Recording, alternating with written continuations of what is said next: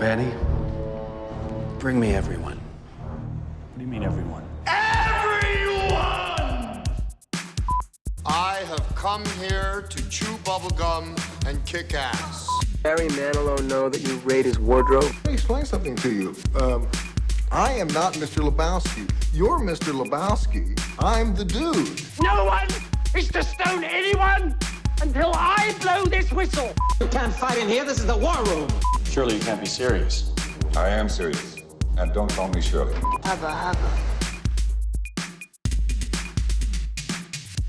Hello and welcome to Zedos Gang, episode number, who really knows what number? What's that, 110, 115, 107? 110, I reckon. 110, you reckon? Okay, cool. I'm joined here today by Kenan Akbulut from Creative Control. Howdy, listeners. And our man with the DC knowledge, Mr. Neil Coppin. Okay. Speaking of DC, this main podcast, I guess, is a DC special. We're talking about the DC, what's it called again, Neil? Fandom. The fandom. I'm a Marvel fanboy, so, like, traitor. We're talking about the DC fandom that went over the weekend, and basically we had a bit of a hiccup. We started talking about this thing yesterday, and then I don't know what happened with Zoom. We had some technical difficulties, and we've had to redo the whole podcast today. So this one might be coming a little bit later than everybody else on the interwebs, but damn it, people want to hear what we have to say, apparently. Quality, and, exactly. Quality. How about who's first is the quality. There we go. Hello, man. You may get a starter, but you always go to the restaurant for the main course. Yes. So,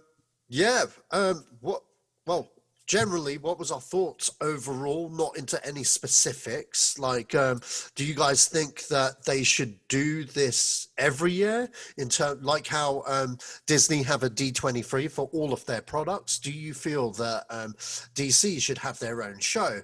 Kind of like how, I know there's Comic-Con, and Comic-Con is like the main event, but you see, like, I was looking at another podcast and they were talking about this exact same thing, and I was like, they have kind of like a point here.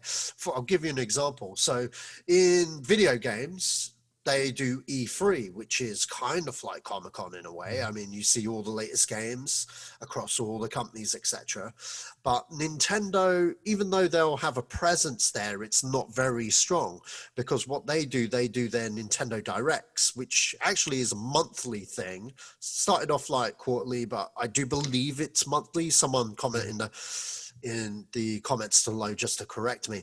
And what they do, they just cater to their fans, going, look, this is what's coming, this is on the download. And then when Nintendo release a product, it always does well. And not only does it do well, it shatters expectations, because all the casuals are like, holy shit, when did that come out? Do you know what I mean? But those that know, I kind of think, D23 was always kind of like that for Marvel fans for a good couple of years. And I just really dug the vibe of what DC fandom did, if that makes sense. Even though it wasn't Comic-Con, and that's what we want, realistically. But I think having a similar event, like, annually, you know what I mean? Just concentrated on the news, the comics, like everything, just a little update. The way they did it, get some people behind the scenes, etc., for a quick panel. I think it'd really be pretty cool and pretty something. What do you guys think? Yeah, I mean, I've never been to a Comic-Con or anything like that myself. So, and I think the frustrating thing when Comic-Con stuff comes around is a lot of the trailers, footage, and everything is like for them only. Which I appreciate, because they've gone out their way, they've gone out there, they've spent their money, they've dressed up, they've got their tickets, they've queued for hours and stuff, and they get something the rest of the world don't, and they'll have to wait for it. But what I liked about this was it was just so accessible, and everyone got the content at the same time. There was one little leak regarding the Justice League trailer, I think just a few hours before it had launched. Yep. But it was structured. You had a schedule. You could populate your schedule into your own calendar. So you got your reminders. They covered the movies. They covered the comics. They covered the cartoons. They covered the games. And I really dug it. I thought it was really, really cool. I think the only thing maybe that was missing is sometimes when you hear those when you see the footage of the trailers from Comic-Con and stuff like that, you get that audience reaction. Yeah, sure, right. And you just kind of you feed off. You that. kind of want to feed off the hype. Yeah. And no, so, I hear you. So what I'd really like is, I'd love to be able to go see it online. And I thought that was fantastic. So if they can do a version of that, so once they've done maybe Comic-Con, maybe like 24 hours after that finishes, they do that interactive version. That everybody who couldn't make it then gets to see the content or whatever. Yeah, sure. Maybe something like that. But Like something short and sweet, kind of like exactly, this. because this was only 24 hours. And to be honest, a lot of it was repeats. So there's only a certain amount of new content. But what it did allow was, because they kept repeating the segments, rather than just being able to go click and download what you want at any time, you could schedule it and it was available to everyone in all different countries. So, I ended up staying up for the Batman one because I wanted to see it. So it was like 1:30 in the morning. But if I wanted to, I could watch it. I think the repeat was like 10:30 or 9:30 in the morning. So, I found it was really accessible. I thought DC did a great job. Some of the interactions and the presenting was a little bit cheesy. But, you got to remember, this was all filmed in advance. This was all, they had to do it separately because of COVID and stuff like that. So a lot of them weren't in the same studio together. So it probably felt a little bit odd. But I thought generally off the bat, I thought they did well. I'd definitely like to see them do it again, whether it's like a D23 with a live audience as well. But I would definitely dig seeing the interactive version as well. For me, I mean, one thing I'll clear up is D23 doesn't happen every year. Mm-hmm. Oh, really? No, it's not every year. It's like the pop culture version of the Olympics. It's like every couple of years. Oh, is it? Okay. Yeah. My memory's a little bit different, but okay, cool. So the next one is 2023. Right. Oh, really? So maybe they just save up their content. So, but I think what it is for me is it's kind of a double-edged sword, because I feel like in regards to Disney do it in a way of D23 is not just Marvel, it's all of Disney. So because Disney have so many different avenues and so many different facets, they are in that position that they can just be like, well, we're just going to have this massive event and just flood everything with it. But I don't think like if Marvel were by themselves, I don't think they'd be able to do it. And with DC, I don't think they should do it, because really and truly there isn't enough on the table. I mean, as we saw, like not D23, DC fandom was 24 hours long, and but in actuality it was 12 hours long, because the second half was literally just repeats. And everything they debuted and showed off was brilliant, but I don't think it would be an annual thing. I think it's sort of like, treat it like the Olympics, it's every 4 years or every 2 years or every... Yeah, just check. D23 is biannually, so it's every 2 years. So if DC was smart, they would do the alternate years. That's it. That would be perfect. Right? And then you get one of those every year, basically, either Disney or either DC. Yeah, it's a good shout. So I think... And the thing is, they launched everything on Twitter straight afterwards, didn't they? So Twitter, YouTube, everything. As soon as they did that segment, boom, it was online. But I think there is definitely, obviously, like, we're in unprecedented times, everything been shut down and cancelled. But it is a sort of thing of where there is something about being there with a live audience. But I also think that, I mean, it's a good and a bad thing that you kind of need a Comic-Con. Oh yeah, that's never gonna go. Yeah, but I feel like it's sort of like flooding the market. It's sort of like the basically like streaming services. There's Netflix and Amazon and Disney and Hulu and HBO Max and everything. There's so many different services that it's like you wind up getting so kind of bombarded with information that you have to kind of pick and choose what you do. And I feel like what should always happen is that, like, there should always be, all right, San Diego Comic-Con is the Mecca, it's the one, it's the champion. So what happens is we save everything for that. And we'll have our panel blocked. We got Hall H ready. We go in there, we show off, you know, our wares and tears. We show off everything we got, bells and whistles, stock expo style, and it's great. And then maybe we have little tidbits of information that go out online after, or go out online separately, because I think it takes away from the prestige of, in my opinion, of, you know, like being like, yeah, we've got a panel at Comic-Con and this is what we're going to show you. It's like now, it's like, oh, well, I don't need to go to Comic-Con because I'm just going to watch the DC fandom, or I'm just going to watch, you know, whatever, you know, if Marvel did a fandom.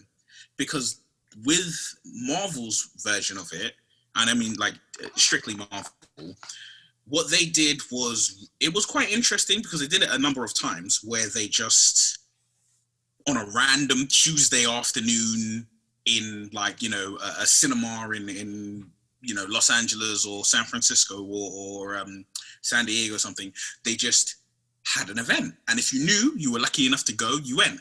And then when they did that, that's where they were like, oh, by the way, this is what's going to happen for phase 3. That's when they do their slate announcements. Yeah, this is when they did the slate announcements. And I think it is brilliant,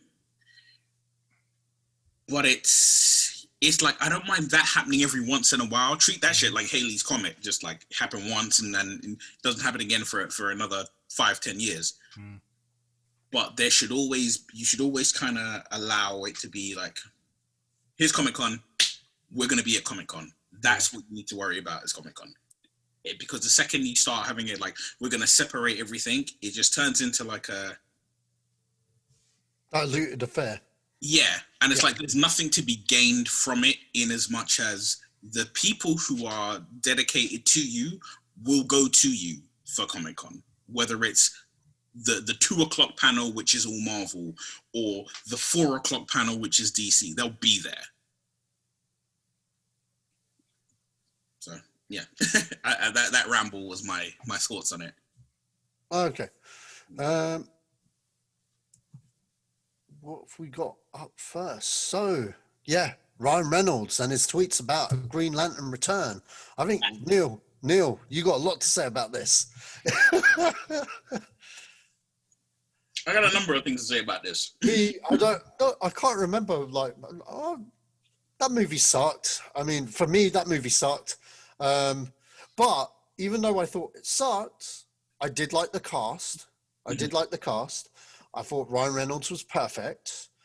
I didn't have a problem with the CGI suit. I know people did or whatever, but I accepted it for what it was. And it just had a bad script, a bad story, bad villain, bad everything. I would have liked to have seen more of the world, because if you looked at the trailers kind of suggested that he joins the corps, and like, goes out into space, and we see more of the universe and stuff. And we saw jack shit. They're there for like 5 seconds. He has like 2 seconds training with Kilowog, and like, yeah, it was a bit shit. And you wanted to see like all the lanterns and everything, and get involved in that training shit, and like a bit more than what we got. And we got fuck all. So like, and then it just seemed like a very 1990s movie. You know what I mean? Like, it seemed like a big budget 90s movie. It was like, okay, WB needs to take, they're taking a step back by about 2 decades now, when stuff had evolved. And that's the difference between when a director like Christopher Nolan takes on Batman, and Warner Brothers just do what they did when they were doing Batman and Robin, and that's how I felt about the movie. I didn't overly hate it. I didn't overly hate it like some people did, but mainly because of Ryan Reynolds. I thought Ryan Reynolds was a decent Hal Jordan. I know a lot of people had other people in mind, like Nathan Fillion, who's like the typical fanboy casting, amongst all fanboys. But you need to sell a movie, and I felt that Ryan Reynolds was perfect and nailed the role.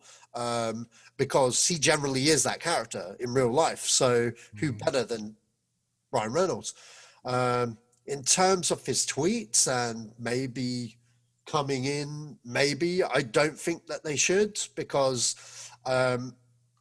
you know, this even though it was probably supposed to start with this one didn't land. You know, this one didn't land at all, and no way did it land the way Man of Steel landed. You know, and I just think Man of Steel is more in tone with what, you know what I mean, Justice League and all those films were. Even Aquaman and Wonder Woman, they shared off that same palette for what those films are. So you can see, like, you know how like when you make a Marvel film, you can see it fits, you know what I mean? Like a jigsaw puzzle to the piece. Those DC movies, they're kind of the same. You know which ones are connected. You know Joker is not, just by the visual palette and stuff. And I just feel that like trying to make Green Lantern fit in there for the sake of going, oh yeah, Green Lantern, you know what I mean?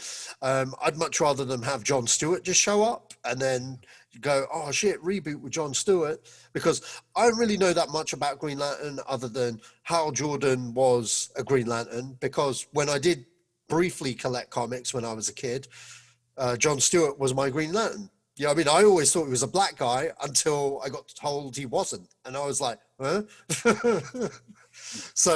So yeah, but I think, and plus like, I don't know, maybe I'm biased because a lot of people will be like, no, this guy was my favorite, this guy was my favorite. But in my world, because in the cartoon he was black, you know what I mean? So I just assumed he was a black guy, you know? I never knew that he was a white guy beforehand. So John Stewart was my personal favorite, but you know, each to their own, eh? But I don't know, that's my thoughts really on that. If Ryan Reynolds did come back, cool. You know what I mean? Because I'm sure there are fans of that movie. I don't know any of them, but you know, if you're a fan, make yourself known. You're not going to get cussed out or anything. But like, yes. but yeah, you know, like there's worse cinema sins out there. So you know, but, yeah. Well, for me, okay, like to set things up. Okay, so in regards to the character, Green Lantern, Hal Jordan essentially is the second Green Lantern, but he is the first Green Lantern in... That's a human. Well, as a human, he's the second human Green Lantern that DC Comics ever had. Okay. But he was the first in regards to the Green Lantern as we know it now. As like, if somebody says, oh, the Green Lantern, what you think of, that image in your head of, you know, the power ring and the space corps and all of that, Hal Jordan was the first. He was the OG. Before him was his name Alien dude. No. Okay. Before him as a human, there was another character, but he was a completely different Green Lantern, and he wasn't connected to the Green Lantern Corps. He was totally different. His uniform was different. He had a cape, and you know, he's just that brand we don't talk about. Character. But as much as Hal Jordan and that iteration of Green Lantern, Hal Jordan was the first, right? So, and Hal Jordan was the first. And he's literally considered to be the best Green Lantern, not by fans, actually by like DC Comics. Like in the lore. Yeah, in lore, he is the best Green Lantern of all time because he has the most willpower. He's the one who can beat everything, and that's why. And what happened is when he couldn't be Green Lantern, if I'm correct, I think he got injured and he couldn't be Green Lantern. That's when John Stewart became Green Lantern. And because the whole kind of is sort of like the whole kind of buddy cop friendship between Green Lantern and Green Arrow, those comics that were like Neil Adams and I remember who else it was, but that was Hal Jordan and Oliver Queen. That was those, because it was like, this is the Green Lantern. Then John Stewart took over, and what happened is there was a surge in popularity because when John Stewart was the Green Lantern, at the time, that's where, you know, the Batman, the Batman animated show was kind of wrapping up, and it was like, okay, DC are putting out their animated content, and they had the Superman TV show or the Superman animated show, and they had the Justice League animated show, and that's why it was like, okay, boom, we're going to use the current Green Lantern. Yeah, sure. You know, which is kind of what they do all the time when they make these shows. They do it. Marvel, everybody does it, right? Yeah. So they did that and pushed it out, but it was such a kind of a smash that it was like, you're presenting this character to a wider audience, and because that wider audience is now seeing the Green Lantern essentially for the first time. Because if you weren't into comics and you never read them, then the first Green Lantern you saw was on that cartoon, and it was a black guy. Yeah, that's right. Yeah, that's what it was. The thing to remember is there's been so many other Green Lanterns, because there is so Hal Jordan is essentially your Batman of Green Lanterns. He's like the best top dog, him. Then there is John Stewart, who is, I guess you could say he's like the Dick Grayson, in as much as like, if there was anybody who was going to replace Bruce, it should be Dick. So if there's anybody who's going to replace Hal Jordan, it should be John Stewart. Then there's also Guy Gardner, who was sort of like your Jason Todd, who was just like, you know, mouthy and like, you know, he was like, he not to say he wasn't fit for the job, but he was just like a character who kind of rubbed people the wrong way. And then there was another guy who was like the Tim Drake Robin type thing, who was Kyle Rayner. So there's been quite a few, and then there's two other human Green Lanterns after that. You just named one guy I had no clue. I only knew up to Guy Gardner, so I don't know who this next guy is. But he's got the kind of Robin haircut, and his Green Lantern mask was a bit more kind of like. When did he come about in the comics? Out of curiosity. Like late 90s, maybe kind of early to mid 2000s. Yeah, if it's early to mid 2000s, I checked out. I checked out. So I would not know. When I was collecting Justice League comics, when I was in JLA comics, and Superman had the, you know, where he was like the white and blue Superman or the white and red Superman. Are you talking about the one with the power thing where they? Oh god, I've got my issue 1 of that, and I never carried on reading it, man. It was just, it was terrible, man. And that shit still glows in the dark, man. Sure, it still glows in the dark. It had the glow in the dark cover, man. That's the only good thing about that book, that it could glow in the dark. When he did that, Kyle Rayner was the Green Lantern of the Justice League at that time. So that's that. So I can understand why they were like, oh, when we're making a film, we're going to choose Hal Jordan, because by that time as well, within the realm of the comics, he had become Green Lantern again. He'd taken over. Like, we all, you know, we talk about Jeff Johns, and Jeff Johns, he did a comic called Green Lantern Rebirth, and that comic was about the rebirth of Hal Jordan, about bringing Hal Jordan back, because I think he'd been dead for a while, because there was a storyline in which the villain of the film is actually Hal Jordan. Yep. And Hal Jordan, like, he, long story short, his city gets destroyed. He goes a bit mad, and he thinks, like, if he can get enough power, he can recreate his city. So he basically turns, you know, goes full dark side, murders as many Green Lanterns as he can, takes all of their rings, and then basically just decides, if I have all the Green Lantern rings, I can recreate the world, and goes nuts.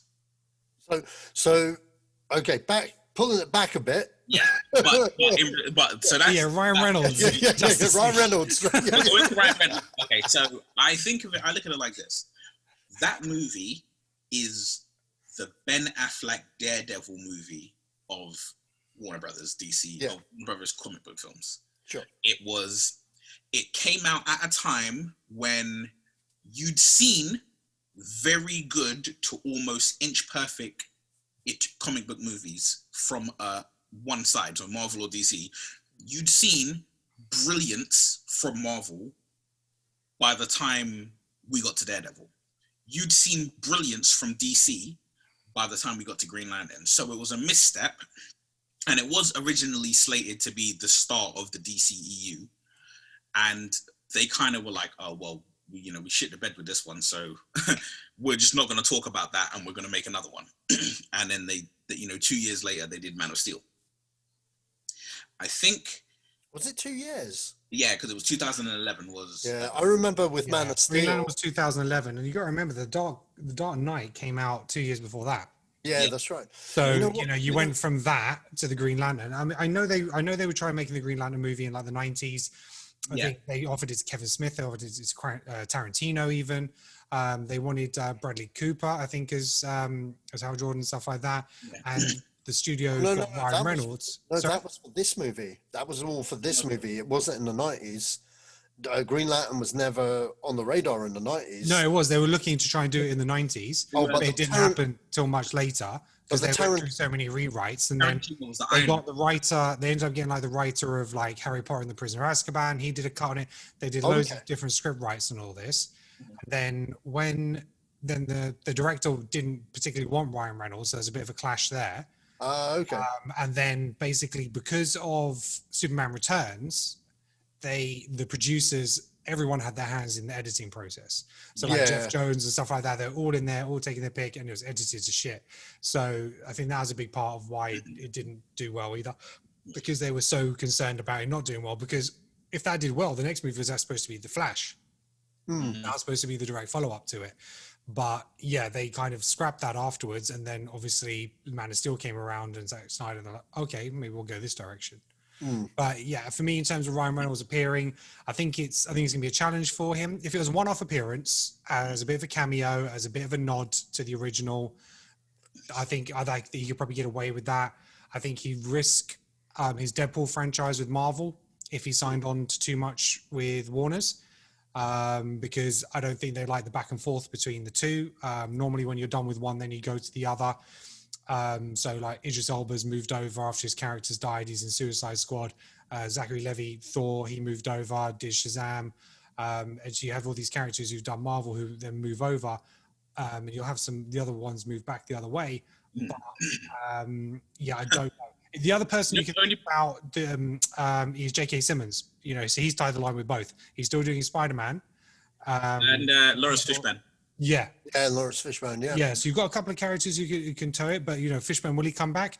J.K. Simmons, he's signed on for several movies, so we know he's going to appear in several, but he's also commish in that universe. Now, whether that still happens or not is something else, but, I think because Ryan Reynolds is kind of the star that he is, it might prove difficult. And I'm wondering whether the way he played Hal Jordan was probably a little bit too similar to Wade Wilson in a sense, comedy style, and stuff like that. So I'm just wondering, is that what they want to go for now? Because if it is that character, and that's fine, they probably want to have somebody else do it. So I think it's unlikely that he'll do a cameo, but if he did, just to throw it in as a reference to that first movie, fine. But then I'd move it on and have somebody else. I think Warner, if you're listening, I'm throwing you a golden jewel here. Be happy. There's two ways that they can go about it. One, you can just have it as, like you said, a very small cameo, and just it's in and then he's gone. I think what would be better is you just look. They've already set it up that everything, all their films and TV shows exist within the realm of the multiverse. Yeah. Just have it was a multiverse thing, because for me, I love Ryan Reynolds. But I feel he was the wrong person for the job. The right person for the job is technically, unfortunately, still signed to Marvel, but it's Chris Pine. Oh yeah, Chris Pine is Hal Jordan. Like, watching him when Chris Pine's in Wonder Woman. Chris Pine's in Wonder Woman. This is true, right? But he's like, well, there you go, because he's tied to that because he's in Wonder Woman and he's still Rocket. No, that's Bradley Cooper. Oh yeah, sorry. Bradley Cooper is Rocket. But Chris Pine is, yes. Forgive me. I'm getting them boys confused. But Chris Pine would have been absolutely inch perfect. Yeah, even the way he is as Steve Trevor, the way he is as Steve Trevor. Yeah. I'm just like, man, you should have been Hal Jordan. They missed a step. He's an actor who I think would have made a great A-list movie star. He's got that he's got that presence. Yeah. But he's never found that star power. And it's shocking, I find. Well, Chris Pine's already occupied in the DCU as Wonder Woman. Yeah. Scott Eastwood. Okay, Scott Eastwood. Give it to him because it's you. The whole thing about Hal Jordan is what you're supposed to feel or see when you see Hal Jordan, you're supposed to think of Tom Cruise in Top Gun. You're supposed to think of, the Clint Eastwood, the Steve McQueen, you're supposed to think of it as like the James Dean, that type of aura. That's what you're supposed to think of with Hal Jordan.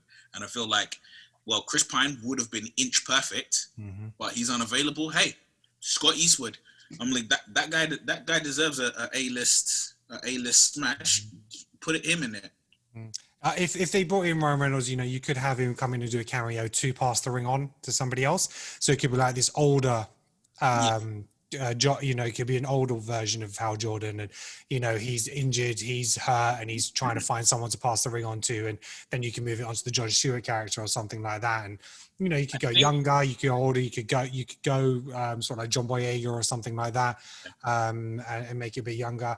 If they wanted to go the Hal Jordan route. As much as I want him for Fantastic Four, John Krasinski, he's a possibility. I don't think he should. I don't think he'd be a good fit. No, he's a great actor, but just like my knowledge of the character, he wouldn't be a good fit. Okay. But the thing is, what I would say is this: or Armie Hammer, definitely.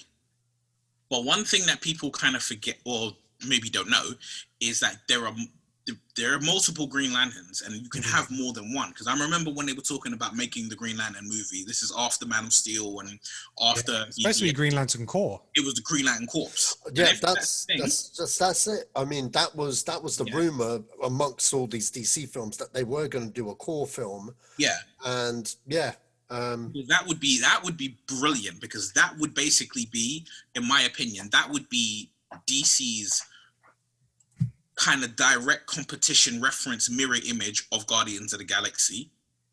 Or Star Wars. You can do so much with that because you've got a group of characters. They're all different. Some of them are from different worlds, different planets and everything, and you have them together. I feel like, and this is maybe just the comic book nerd in me, that I feel like it's weird. On one hand, I feel like you need it to be Hal Jordan, simply because the Green Lantern as an entity, the villain is Sinestro, the Yellow Lantern. Sinestro's issues, his beef, is with Hal Jordan. As much as it's with the Green Lantern Corps, it's with Hal Jordan. So if you're gonna have Sinestro, you need Hal Jordan. Yeah. Right. So that is that. But I feel, and I'm like, I'm kind of like cringing to myself as I say this. I imagine that because of the current climate we're living in, more than likely, I can imagine that it will be John Stewart as the Green Lantern.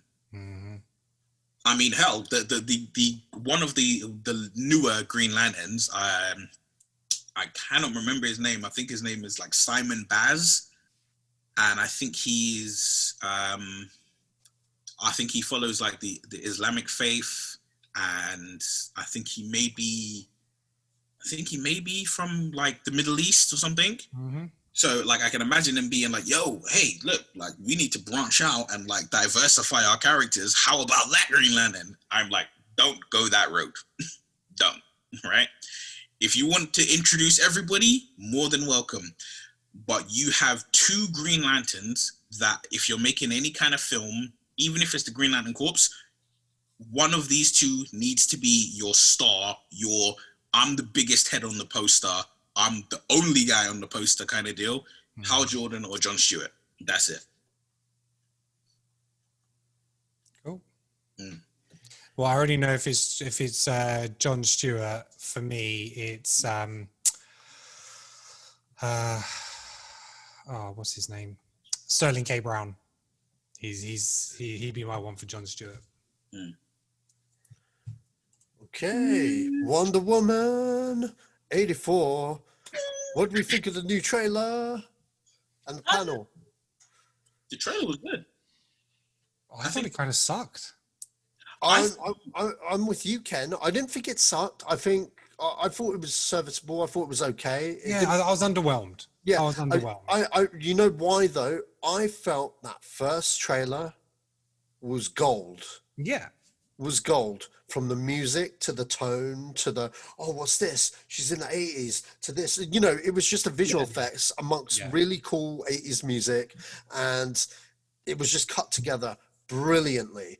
And I was balls deep in. I was like, yeah, I didn't know that, you know, I didn't know that I wanted this, but I want this. And this one, as a trailer, not as a movie, as a trailer, I felt it didn't live up to the last trailer, personally. Kind of like the way Thor Ragnarok was. You had that first one and you're like, holy shit, due to the soundtrack and the way it was. And then the marketing team were like, okay, they really love that. Let's crank it up a notch. And they kept the same kind of campaign.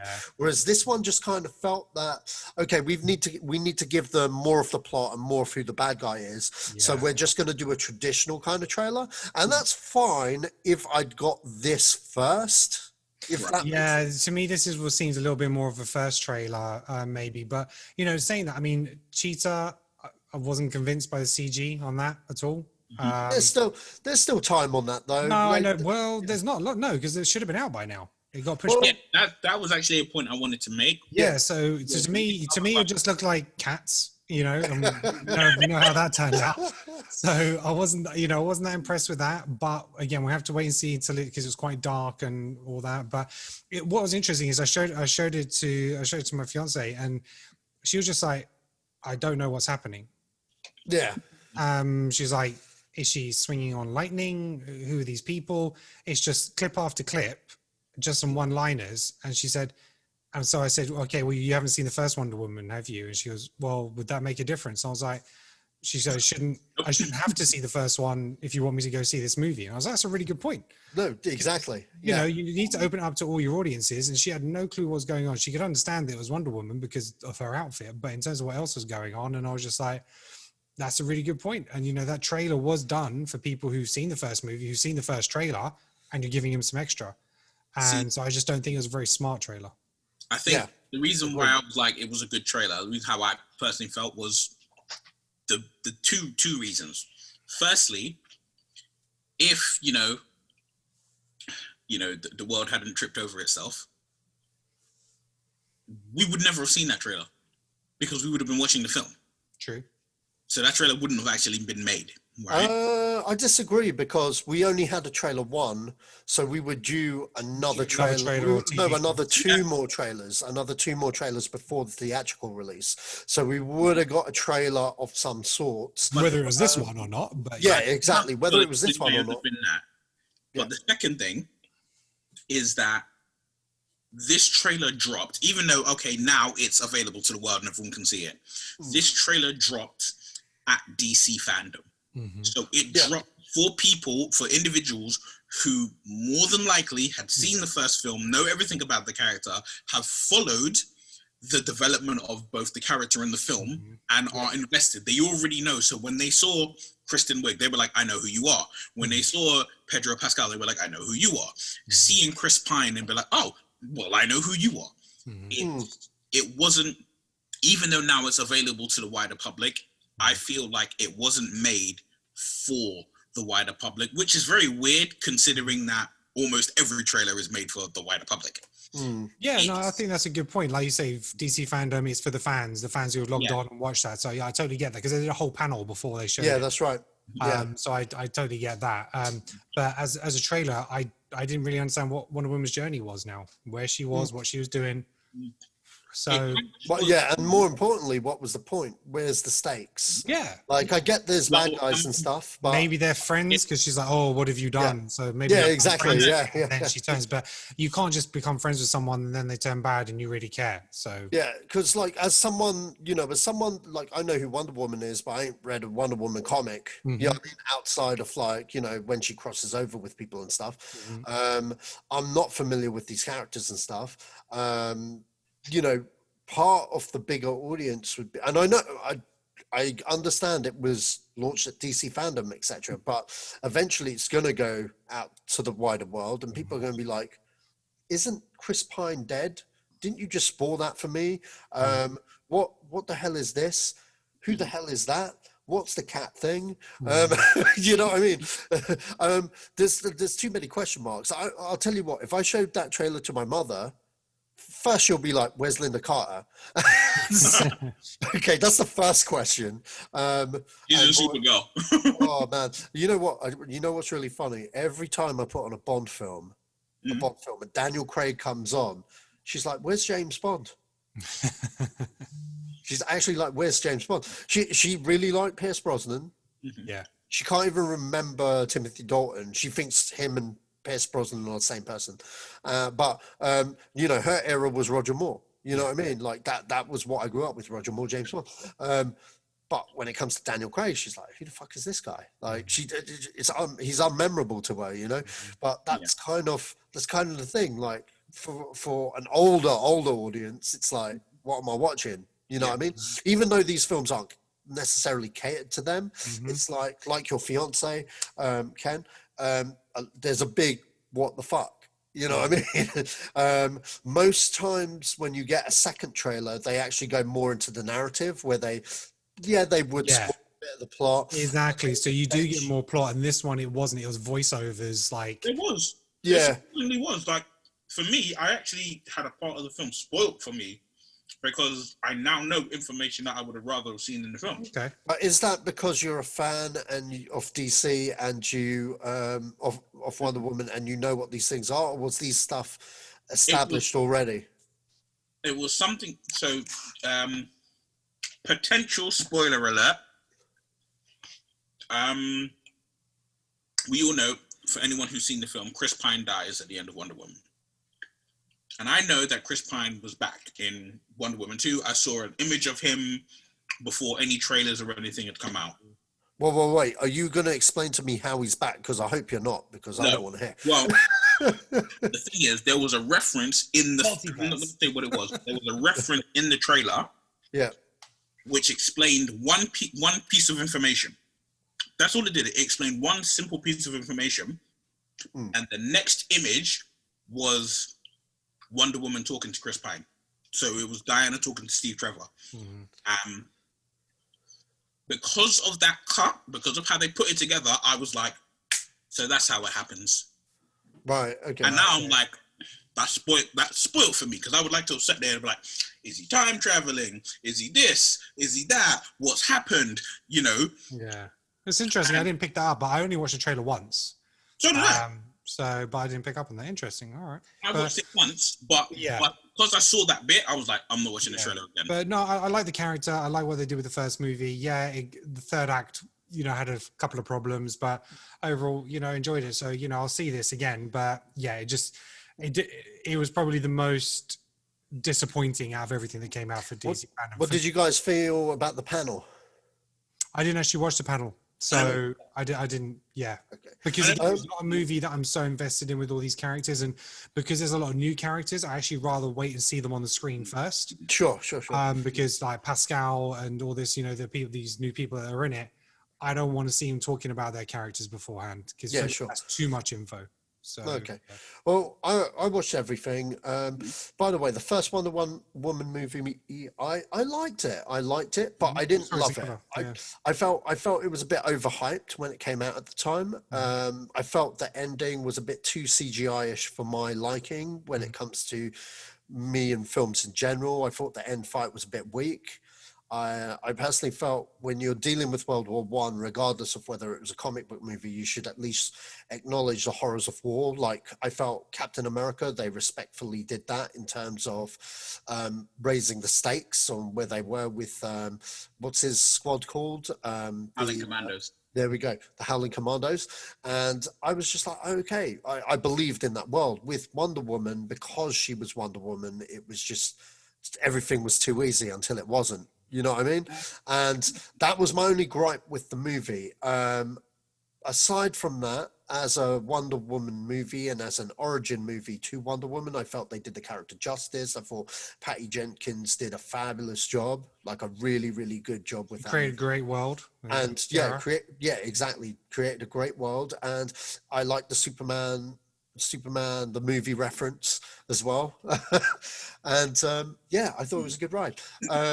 You know, despite what I said, I felt when I watched the panel, I really believed in Patty Jenkins, in what she was trying to do with this movie and moving the franchise forward. I look forward to seeing this movie and what she does with the next one. And what I got from that was my biggest problem with the Marvel movies, with the exception of Ragnarok, Guardians, and a handful of others, is that they all have their own tone, but you don't really see the director's stamp on those films. Bit more it can be quite a formula. Yeah.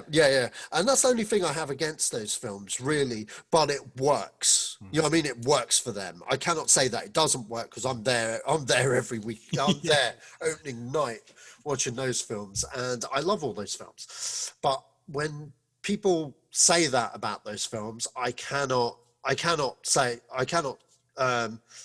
say you're wrong, because they're absolutely right. There are a handful of films where I can be like, no, you are wrong.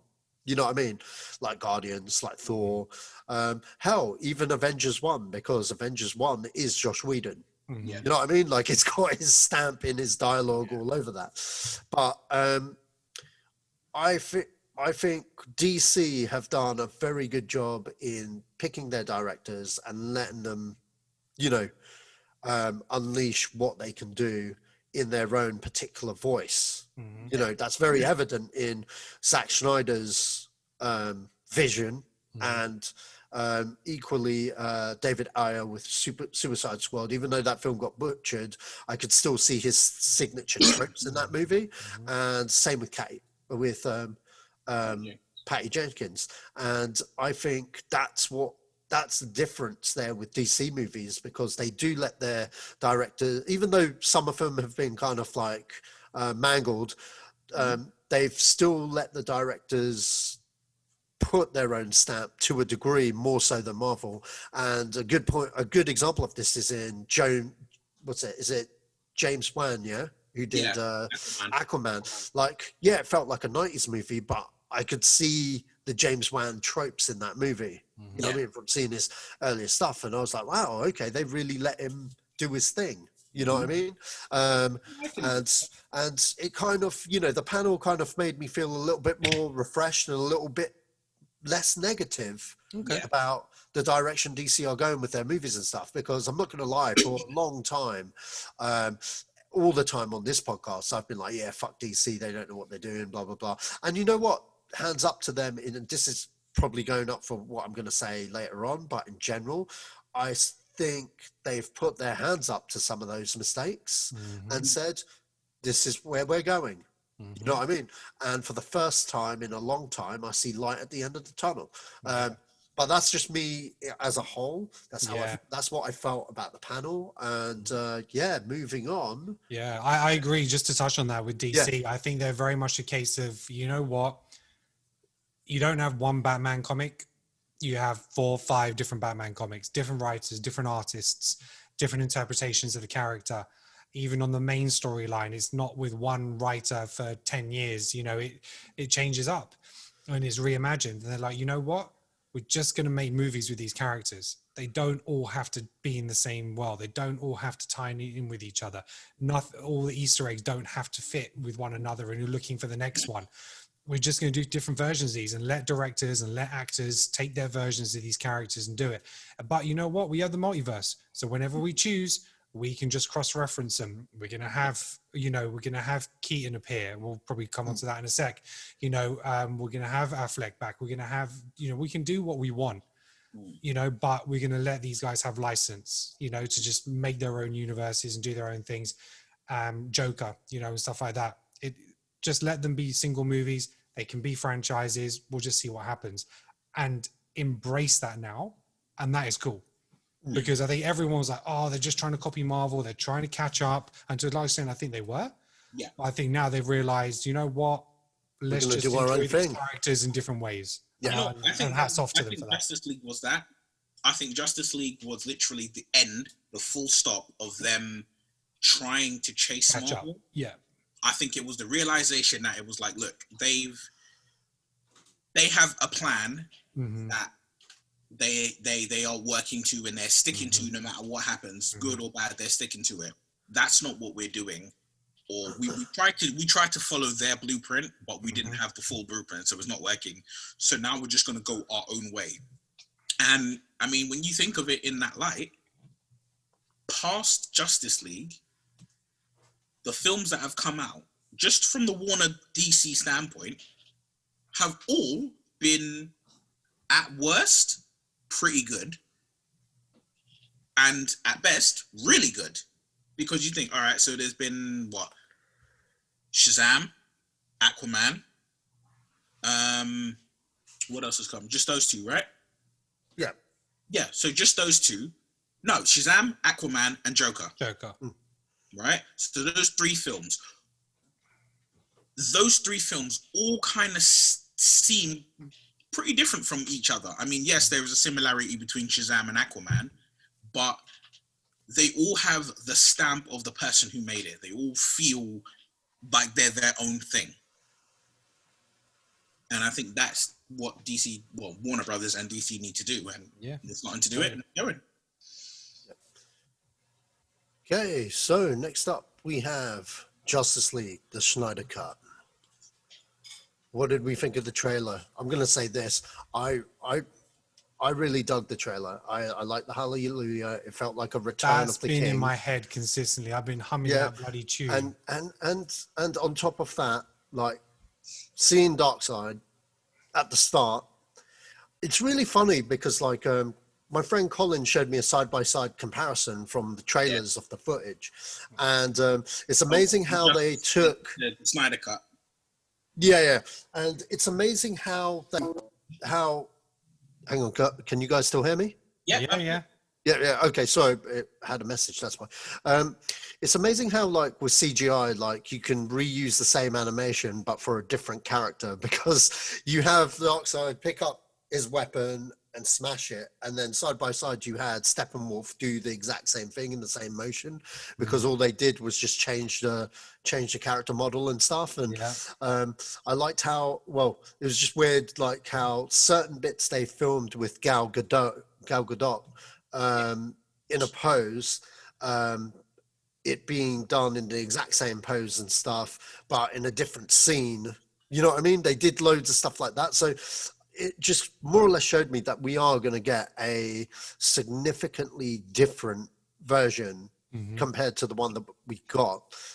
It's not going to go down exactly the same, because I think a lot of people that don't really know about it just like, oh, it's just going to be longer, it's just going to be extra. It's like, no, it's like Superman 2, the Donner's cut. It's going to be like a different reality version, you know what I mean, where we're just going to get a different goddamn film.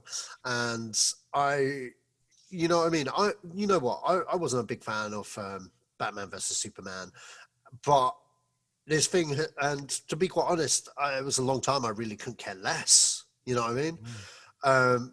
But I'm intrigued to see what Zach has done. I hope it's better than the last one, and it'll be interesting to see, because quite clearly Zack Snyder had a plan with where he was going with these 3 films, and it's quite clearly he had to fight studio executives and different stuff, which I was always afraid of when they were making these movies. But hopefully we get something good, and that trailer I just thought was really, really good, and it was just good seeing Ben Affleck back as fucking Batman again. I'm sorry, man. I think the biggest injustice is that we haven't got a standalone Ben Affleck Batman movie. If I ever meet that man in the flesh, I'm going to be like, you're my Batman and you're a director. Direct a fucking movie, yo. I think the Justice League trailer for Zack Snyder, that isn't one where you need to tell the story per se, because we've seen the movie. Now his version will have different beats. It will be longer. It'll have more detail. We're going to have black suits, Superman. We're going to have Darkseid. We're going to have all these other elements, but we don't need to know how that plays out let's just enjoy it. And yeah, it's look, he's still got a lot to finish in terms of trying to piece it all together, and he's still got his After Effects to do, because he's promised that not one shot of Whedon's is going to be in his. So that's obviously there'll be different angles, different takes of things, but that's a lot. So we're gonna say goodbye to that scene where Flash lays on top of Wonder Woman. Yeah, see that won't be in there. So I'm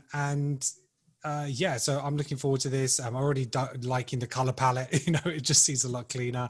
The image at the end, to me, it looked like Superman had the black suit on at the end. Rather than his colored suit. And so so it's just a different take on it, and I'm digging it, man. So roll on. However they're going to do it, 2-part, 6 episodes, whatever it is, make it as long as you want, and just tell me a good story. And more importantly, no CGI, no CGI face, no CGI face, no CGI face. No Tash, and Steppenwolf looks so much better as well. So totally. Listen, right? I never ever lost faith in Zack Snyder. I always said on multiple podcasts that we have. Yes, he did. Yes, he did. I've always said that. I've always held the day faith one, from day one. Day one, right?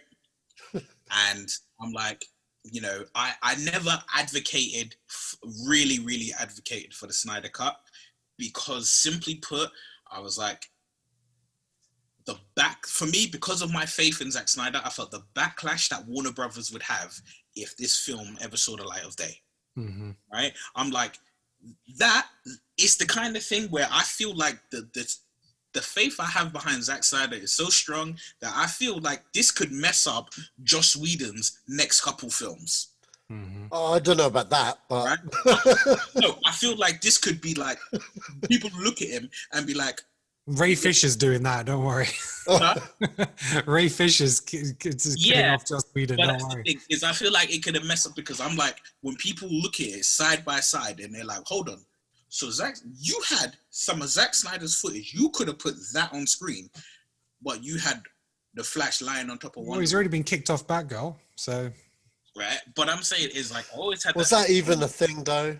Yeah, he officially signed on to Batgirl. He was. I know that. That's what the trades say. But was it really a thing? I don't know, because there's no. I reckon it was a thing until Justice League came out, didn't do what it was supposed to, and then the cracks started to appear. I reckon it was a thing until then, because look, we're dealing with a company that still pays Marlon Wayans for a role he never did. Yeah. So I'm like, it's possible, but I'm just like, no, I knew Zyder. I mean, Whedon even came out. I can tell you, he said the story kind of just crumbled in my hands. There are elements that I just hadn't mastered, that after a long time felt I wasn't going to. I told people that I didn't have an idea, which isn't an exact truth. I had an idea, but it didn't fit the space that was left for it. It was a little heartbreaking, but I'm working on something of my own, and there's nothing more exciting than that. So he came out straight and said, you know, he couldn't put it together. That sounds a lot. Well, on one hand, I could say, I commend him. You know, you hold your hands up and say, you know what, I tried it, and I wasn't really in the position that I should have been. Hold your hands up, cool, that's all right. But at the same time, I feel like that's a man who knows, he's like, shit, you know what? Like, this is going to come out, and this is going to basically blow everything I did out He's of been replaced, actually, out of the atmosphere, and just like, let me cover myself and just hold up my hands and be like, okay, you know what? I didn't do the best job knowing what's coming. Yeah. The Bumblebee screenwriter is actually doing it now, in terms of the screenwriting. Yeah, right. Well, that's the thing. Like, what else has she done? She did something else pretty recently. I think one was good, one was bad. I think Bumblebee was good. Was a good one. Bumblebee. Her name's Christina Hodson. Because I'm pretty sure you're right, Sash. I think it was like she did something. Because Bumblebee was the good one. There was a bad one. I don't know what the movie was, but. You're definitely. I think we've discussed that. Yeah, I remember discussing it too. And I gave her the benefit of the doubt mainly because Bumblebee was great. Yeah, we'll see. Christina Hodgson, she did, right? I'm literally looking Birds of Prey. Oh yeah. Birds of Prey. Birds of Prey. Okay, all right. She's also doing stuff for The Flash. Okay, so I've seen Birds of Prey. Yeah. I'm gonna say this. Okay, every DC fan is probably gonna hate it. Because as a comic book fan, there's nothing to like. The Birds of Prey are barely in it.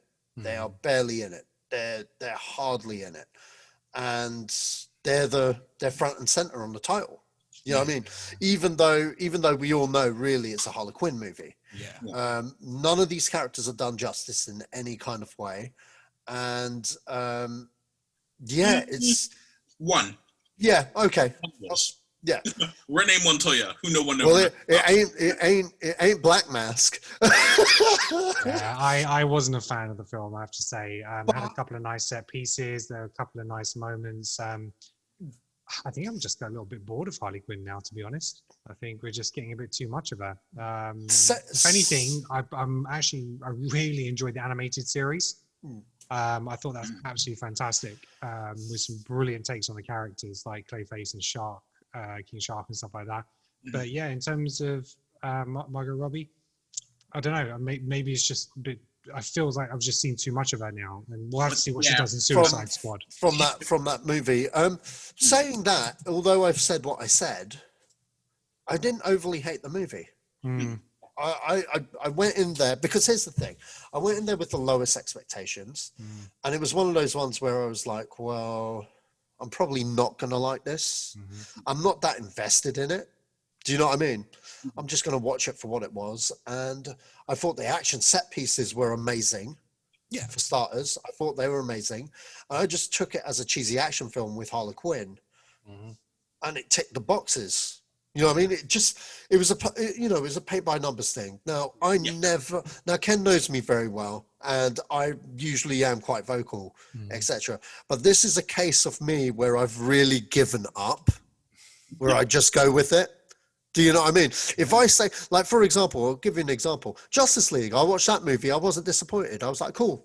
Because I walked in with I walked in with the lowest of the lowest expectation. When we finally got the giant spider moment, I was happy. Yeah. I don't think we'll see that in the Snyder Cut, but if it does show up in the Snyder Cut, I'll laugh my ass off. But still, you got to understand, like, my expectations for Justice League was so low that I didn't think it was that bad. You know what I mean? I didn't think it was that bad, and I could see all the gaping flaws in it. Like the random family being in it, and there probably are many others, but I haven't gone back to it to, like, you know what I mean, go fuck this movie. It's not like Rise of Skywalker when I walked in and, like, I felt my heart being, like, ripped out of my chest. Okay, because you know what, and that because even though it's 25 minutes, people, within 25 minutes. Yeah. No, opening crawl, bruv. It was opening crawl, bruv. But I'm not even going to go into it here because you guys know, and this is DC. But the point being is, it's like, the reason why I was crushed with that was because even though all this bad shit was happening, I was still hoping by the end of the movie there would be a ray of hope. Pun not intended. Pun not intended. But I was just praying. I was like praying JJ would turn it around, and he didn't. And I was mortified. Whereas with Justice League and what's that Harley Quinn movie, Birds of Prey, I had no interest. I had no interest. Expectations weren't at the bottom of my feet. They were below hell's core. Okay. Yeah.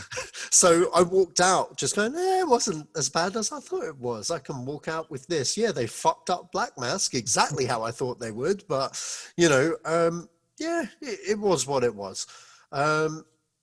But what was I talking about? Oh yeah, Justice League. Yeah. In terms of Justice League, yeah, I got same sentiment. I'm kind of like, yeah, I'll watch it. I want to see it because I'm curious to see the alternative cut, and I'm hoping that he pulls it out and delivers something great. I mean, like, here's the thing. That's what she said. Here's the thing though with Zack Snyder. My dream project for him would be fucking Marvel's X-Men. Just done. Under Kevin Feige with a Marvel script, because he's as good as the scripts. I'm just saying, it would be spectacular to watch. I mean, when you think about it, he ain't really got no allegiance to Warner. I'm just saying, And I'm like, this wouldn't Justice League be the perfect resume? Say, look, this is what I can do when I'm left to my own devices. Imagine if we teamed up. But anyway, moving on. Ken's still not sure. I know that face anywhere. I'm not sure on the X-Men. It's like, I'm not too sure on X-Men. What do you think if he was to take on a Marvel property? I'd give him Moon Knight. That's an interesting shout. Yeah. I don't know. Maybe see what you can do with the Deadpool movie. Don't know. Moving on. All his movies have a certain look. Yeah. Have a certain color palette. And I just don't see necessarily where the Marvel stuff would fit in. I can kind of see where you're going with the X-Men stuff. But I'm just wondering whether he'd better on taking like a different franchise like Star Trek or something like that, rather than a Marvel property. But or even Transformers. That'd be interesting. You know who I'd give him? What? If I had to give him a Marvel, it wouldn't be Moon Knight, but it would be. Remember, I think you may remember I said on this podcast, I believe, about the Marvel Knights. Yeah. Oh yeah. Which is the kind of darker take. You could arguably have it as like R-rated stuff. Mm-hmm. So like Punisher and Daredevil. Yeah, Punisher, Daredevil. You give anything like that? Interesting. Okay, so moving on. Shazam! Fury of the Gods is the title. What do we think of the title first, before I mention the cast announcement? It's fine. Fine. Okay, fine. It's very kind of... It takes away the kind of expectation that it would be similar to the first one. Okay, yep. Because the Fury of the Gods kind of sounds like, okay, you're expecting there to be a lot of rage, so to speak. Whereas it's like, Shazam's very kind of kid-friendly. Yeah. Yeah, it implies action. It implies a grander scale, I think, if anything. And, probably a little bit more of the mythology of it and stuff like that. So, yeah, that's kind of how I would take it. But, yeah. What's our thoughts on Sinbad joining the cast? This time he's not after Schwarzenegger's favorite toy. I think the only reason they've got him in here isn't because there was that Shazam movie that people thought Sinbad was in, and it wasn't. Is that it? Shaq was in it. Yeah, there was like this. Yeah, exactly. And then it became one of these. It's like the Mandela effect, right? Kind of things. Everybody remembers Sinbad being in it, but it's Shaq. Yeah, exactly. Wow, I did not know this. This is new stuff. I did not know this. I just know him as the Jingle All the Way guy. I know he did like some sitcom in the 90s or something. Yeah, so because it was Shaq's Kazam. Yeah. And it's one of those things, and I don't know. I mean, I don't know if he's actually going to have much of a role in it. I don't know how big it is. I was just shocked that he was even mentioned as normally, like, there's no offense to Sinbad, but like normally guys on his level just show up and they don't mention it, and we're watching the film and we're like, oh shit, that was Sinbad. Yeah. You know what I mean? Like, So people are just convinced they saw this movie in the 90s starring Sinbad called Shazam, and it's just not a thing. But Shaq was in the movie called So they Kazam. just decided to make it a thing. Amazing. Yeah, exactly. So Amazing. I think they're just taking a piss, really. So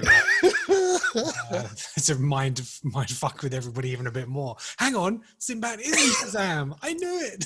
So I don't know. I can't say much for the casting either. You know, I don't even know what he's been in the last 10 years. So same. And he's been doing voiceover stuff. He's in like the Disney project, The Lion Guard. He was in that for a number of episodes. Steven Universe. Some real top stuff. No. I haven't heard of any of this. I've heard of The Lion Guard. It's like the Lion King TV It's like show. the Lion King Oh, show, okay. But it's like, the thing is, I think he's perfect casting for Shazam. Because he is a comedian, but he is not. And I don't mean this in a negative way, but he's not Kevin Hart, right? He's not the comedian who's completely in your face and all of that. You know, he does great in supporting roles. Jingle All the Way is a perfect example, right? And I can just imagine with the whole kind of aura, everything that we were presented with in Shazam, the first film, I can just see him fitting into that realm perfectly. I don't know if he's going to be a side character, a villain. I'd imagine he's probably playing one of the gods or something like that. Yeah, I can imagine. I mean, because he's 63. You know, he's not young. Yeah, I can imagine him playing one of the gods. And because, I mean, for those who have no idea about comic books or anything, this may be a little bit of a spoiler, but I feel like we all know everything is leading up to Shazam, Black Adam. Yeah. At it, right? So yeah, I think it's a thing of he's probably playing one of the gods. Maybe, you know, it's like they're basically, the film is either going to have Black Adam in it, or it's going to be the lead up to Black Adam and Shazam going at it. Yeah. Yeah, I take it you both have seen Shazam, right? Yeah, I enjoyed it. Yeah, I enjoyed it. I enjoyed it for what it was. It wasn't what I wanted deep down, but I knew that going into it. What did you want then? Oh man, I just thought Shazam would have been the perfect opportunity to tap into that Stranger Things vibe, man. Just have it, because Billy Baxton's like an 8-year-old kid, you know what I mean, in the comics and stuff, you know, and then he gets the power of Shazam. Well, is he 8? No, he's older. He's like. Is 12. He older? He's like 12. Is he older? I always thought he was younger. But anyway. No. I mean, the film is sorry to interrupt you. The film is based specifically on one of the last iterations of Shazam. Okay. Which was when they did the whole kind of DC New 52 and they rebooted all the characters. His reboot was basically a side piece at the back of, he was like the bonus comic at the back of the Justice League comic. Right, okay. And that whole story of him, the house, the living with the family that he lives with, and that was from that comic, right? All of it, all the way, like even the villain, everything was literally ripped from those pages to the point that when I was watching Shazam, I was like, I know exactly what's going to happen. Oh yeah, but no, I guess I wanted them to do more. You know, like how Super 8 and all of those stuff, have like a certain tone to it. Yeah, I get. You know what I mean? I was thinking, I just felt have it that tone with comedy. So it's from the kid's perspective, which it was from the kid's perspective, but they went the safe route. You know what I mean?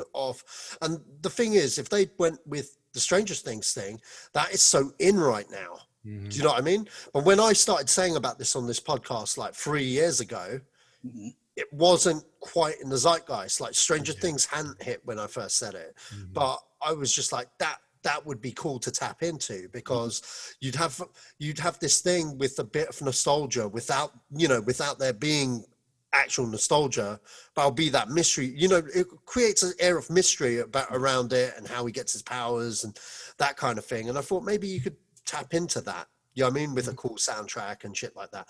But then, you know, Stranger Things became a thing, and like everyone's like, oh yeah, that thing. And then when we got the Shazam trailer, I was like, oh, that's not what I wanted, but the trailer was funny. You know what I mean? Like, I didn't hate it. And then when I watched the movie, I was just like, yeah, it was good. It was good. I can't wait for number 2 personally. It's just a shame it didn't do the numbers that, you know, people thought that it would, because I think it deserved a bigger audience, if that makes sense. But yeah, I guess, you know, like all first Marvel movies, you know what I mean? Obviously people would have seen it by now, so maybe they'll build upon that audience. And when you get I'm not sure if Black Adam comes first or whether it comes after this, but I'm pretty sure with the introduction of Black Adam, that's only going to extend the brand. I do think it was a missed opportunity to not have Henry Cavill in it. I think that was the only bad thing about that movie, because I feel if you're going to get Henry Cavill, you do it, and there was no excuse. Yeah, it was scheduling conflicts. Yeah, well, that's what they said. But is it really that hard to go, yo, Henry, you're where in Jersey? Okay, we're going to book a studio space at this studio space in Jersey, because they have them. Because I've seen him when he did a podcast one time, and he was on an interview with Patrick Stewart, and he got his blue screen set up and stuff. I mean, like, it wasn't that hard for him to get the. Yeah, no, I know what you're saying. I know what you're saying. You know what I mean?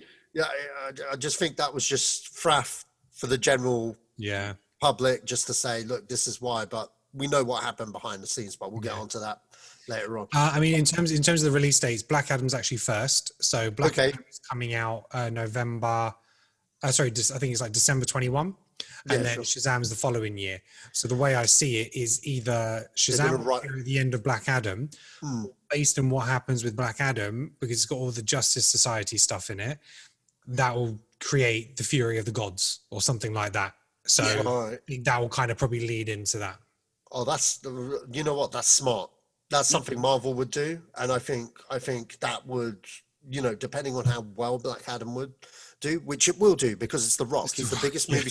He's the biggest movie star on the planet. Okay, and I think that's a smart way to go. That goes first. But moving forward, Black Adam. Black Adam. How did we feel about the tease? And Yeah, I mean, look, The Rock's been wanting to do this for a long time. But he's been working very closely, and he was largely involved with Shazam and getting that put through. And there was a lot of talk about whether he was going to appear in that, but they said, no, I want to keep it a separate origin story, you know, separate thing, and do his thing afterwards. Technically, he did appear in it. Did he? Yeah. There is all right, so this is how eagle-eyed I am with comic book movies sometimes. Do you remember when the wizard is explaining to Shazam about the last guy that they gave powers to? If you watch that scene crystal clear as you can, when he's showing him the light show of that person arriving in with the powers, the person is literally shaped, designed, sculpted as The Rock. Oh, okay, interesting. Yeah, because Black Adam, technically, he got the powers before Shazam, right? Yeah, and and he's been locked up, and then he gets released and stuff like that. So, but yeah, look, you know, The Rock, he's just a power player now. He's got his hands in everything. You know, he's got his own. He's got, you know, reboot Jumanji. He reinvigorated the Fast and Furious franchise. He does his own movies, which, you know, brings in loads of bucks. He's just bought the XFL of Vince McMahon, and he's running that football league now. And you know, now he's developing this, and he's been working with DC a long time in terms of getting the right, you know, role, because people expected him to be in so many different roles before now. You know, they talk about Bane and all sorts. So, you know, the fact that, you know, he was like, no, Black Adam's my character, that's what I want, and he's bided his time. He hasn't rushed it, you know. Yeah, so that's right. It's his time, and he, you know, he's announced all the characters of Justice Society. Now, I don't know much of that Justice Society. I'm sure Neil can fill us in. But you know, you got like Dr. Fate and all this kind of stuff. So he's brought them all in. The teaser trailer was nice, because obviously they haven't started filming yet, and so they just did the animation and the art. But yeah, it's gonna be big. And obviously at the moment, every one of them is like, you'll never see anything like this. Yeah, it'll be great to see Dwayne Johnson as an actual superhero, but an anti-hero. And I think that's why that role appeals to him, because he's the good guy, but he does it by his own rules, you know, and that's what he's about. What's really funny is that he was Warner's first choice for Shazam. Yeah. They approached him for Shazam, and he said, "No, I'll do it, but I want to be Black Adam." That's it. He didn't want to be the out-and-out good guy. Yeah, he didn't want to be the out-and-out good guy. I mean, like when I hear talk about John Cena for a long time as well for Shazam. I think that came out of. I mean, one, John Cena is actually a pretty good actor. He's serviceable. I wouldn't say he was pretty good. He's quite wooden in places. I felt the comedy he did recently with where he has the daughter and stuff. Yeah, that was definitely the right way for him to go. Transformers, though, anyone could have played that role. Sorry to critique Mr. Cena. He could totally like kick my ass, but he's doing what Batista has done, because he's not a great actor. Well, he started off as not a great actor, but he wasn't in anything bad. What he did, he picked the right roles. And what he did, he teamed up with James Gunn, worked on a character that didn't have to, it played to his strengths. You know what I mean?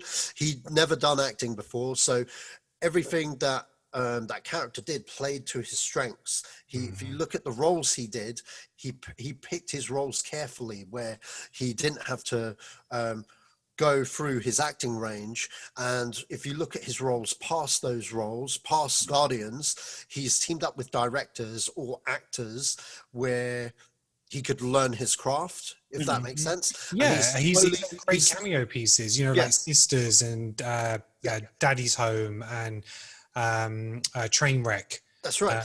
And all those kind of things. And with John Cena, he's doing the same thing. You know what I mean? He has been criticized for being a bit too wooden, but he's picked roles very carefully. You know what I mean? Since Transformers, he's picked roles very carefully, and I could see him doing the same trajectory as what Batista has done, if that makes sense. Yeah, well, he's got Fast 9 in the can, and he's also got Suicide Squad. So there you go. And I think Suicide Squad's going to be the one to look at, because James Gunn he hires actors and he knows where people's strengths are, and he's an actor's director. Yeah, and character actors. Yeah, exactly. And I think John Cena's going to learn a lot and probably be the next Batista.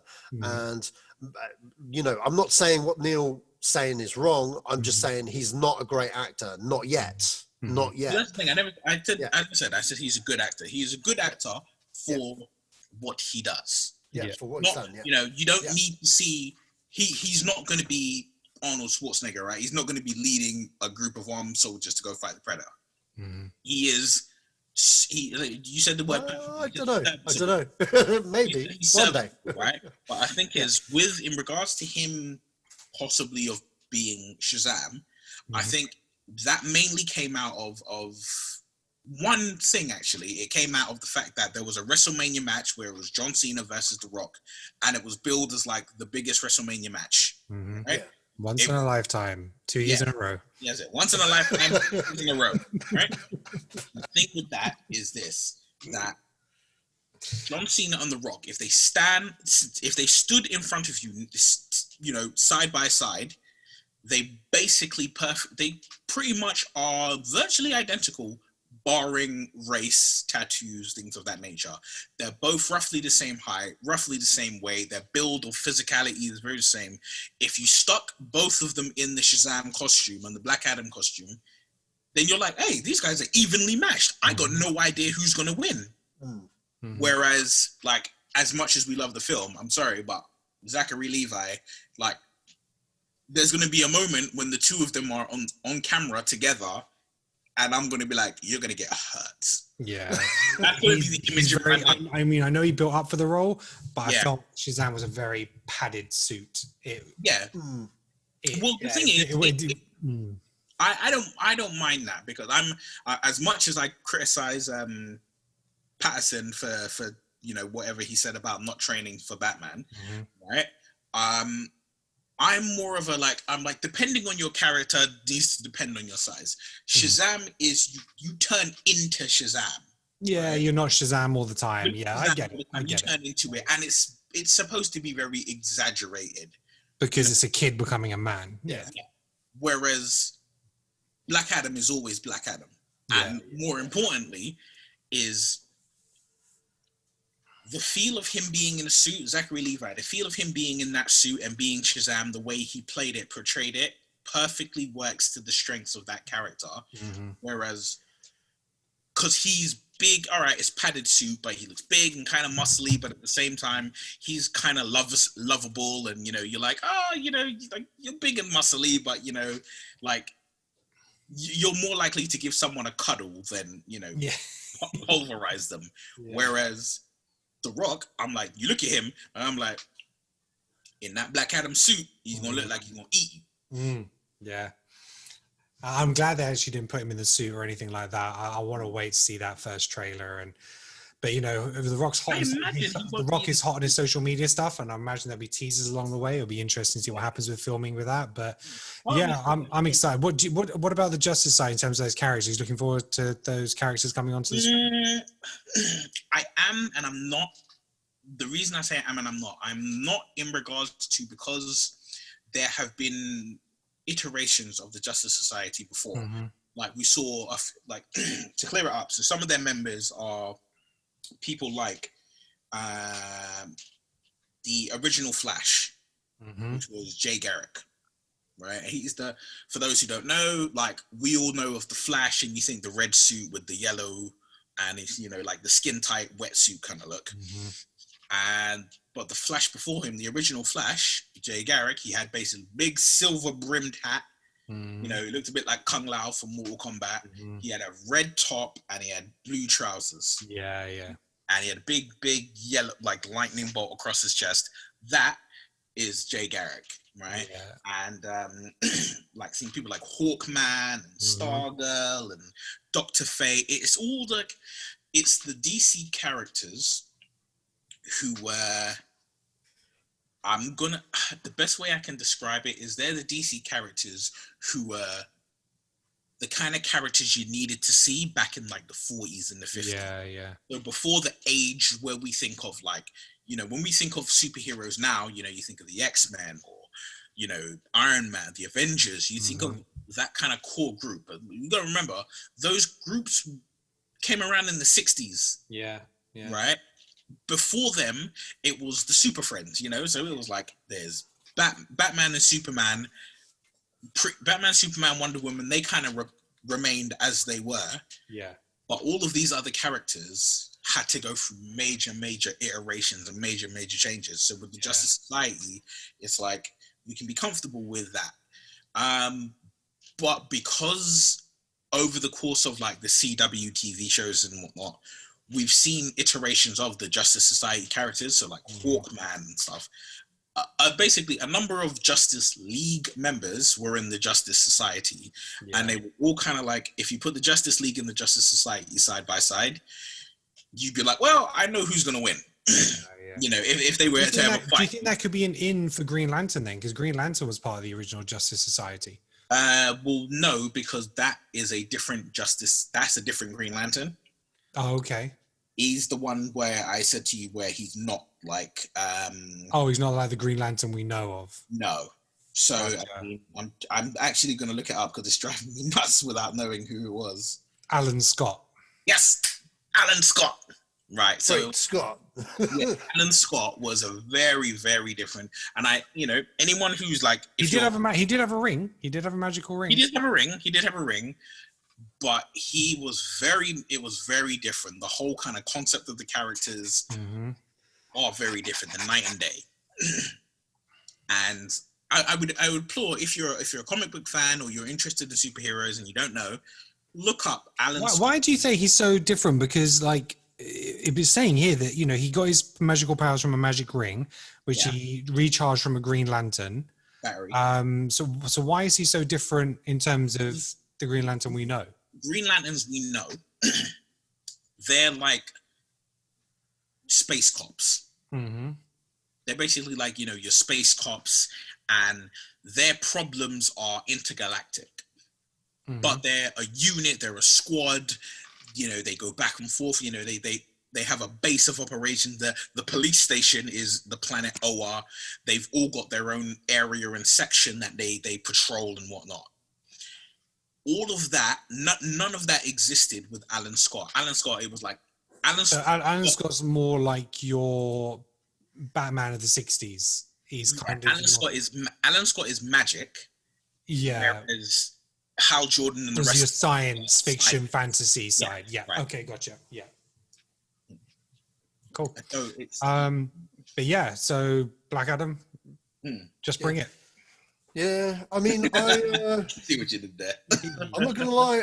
I watched it. I wasn't impressed. Well, there wasn't much to be impressed about. That's why I was like, don't show me shit if you ain't got it. You know, I was like, I get it. They're announcing the characters, dude, and it's the the Rocky's like, I'm here. I'm gonna bring the pain. These guys who are coming on my journey with me. Here's our lovely flashy logo. Suck it. You know. I just don't need to see previs. I don't need to see previs. That's all I'm going to say. Fandom. It's not like it's a trailer trying to say, "Oh, look, this movie's coming." Yeah, so but remember. Yeah, but like no one does that, man. It's like the teacher said, "Yo, bring your homework," and you bought like a scrap note paper. That's what I felt. You know what I mean? I'd rather have not seen that and had an official announcement. You know what I mean? There's stuff to announce, and then there's stuff to scale back, and you know, we'll probably move on to this. Okay, but did you see the artwork for the Flash?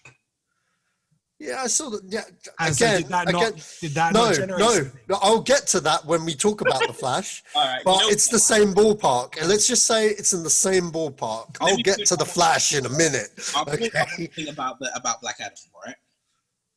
What I took from Black Adam was two things, and these things are what one was expected. The other, I was like, okay, I'm a little more intrigued now. The thing that was expected was, you mentioned it yourself, The Rock is the biggest superstar actor in the world right now. Yes. There is no one bigger than him. I can remember, I believe it was a week or 2 weeks ago, he got listed as the highest earning actor in all of Hollywood. Yeah, he's the guy. He's the guy at the moment. So he is Mac Daddy Soprano right now. And I'm like, there is no movie studio in the world that would literally be like, we have the #1 actor in the world. He is going to be in one of our films, and we're not going to show him at an event where we are predominantly talking about our films.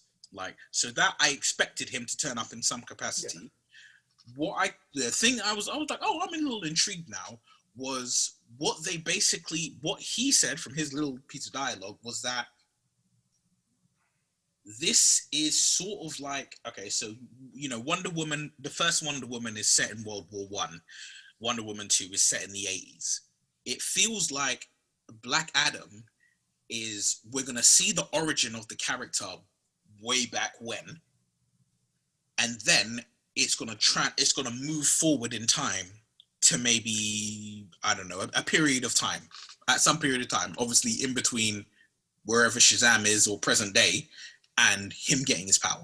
Because when he's like, no one's ever going to do that to me again, I'm like, well, you had a couple 100 years of being imprisoned. So maybe we're going to see where you were before you were imprisoned. You're imprisoned for a couple centuries. You pop out, the Justice Society's there. You're like, people's elbow for you, people's elbow for you, rock bottom for you, eyebrow, yep, now you run away. Oh, I get imprisoned again. I'm back when Shazam comes out. Mm-hmm. Yeah. And I feel like they presented somewhat of that. Yeah, cool. I can see that happening. I thought it sucked. But anyway, moving on. I'll get more onto that later with the Flash. But yeah. Aquaman 2. The announcement of Aquaman 2 being more serious and more relevant to today's issues. Also, we are expected to see the return of Ocean Master. Thoughts on that, guys? I like Ocean Master, so I'm good with him being back. They didn't kill him. They essentially kind of had it that he might have a bit of a Thor and Loki type relationship, because he was imprisoned, but at the same time, he you know, a bit of a, you know, the bro nod kind of ending. So I can see that. I imagine that it was like, you know what? Well, we're going to have him come back, and that's good enough. I noticed they never mentioned nothing about Mira.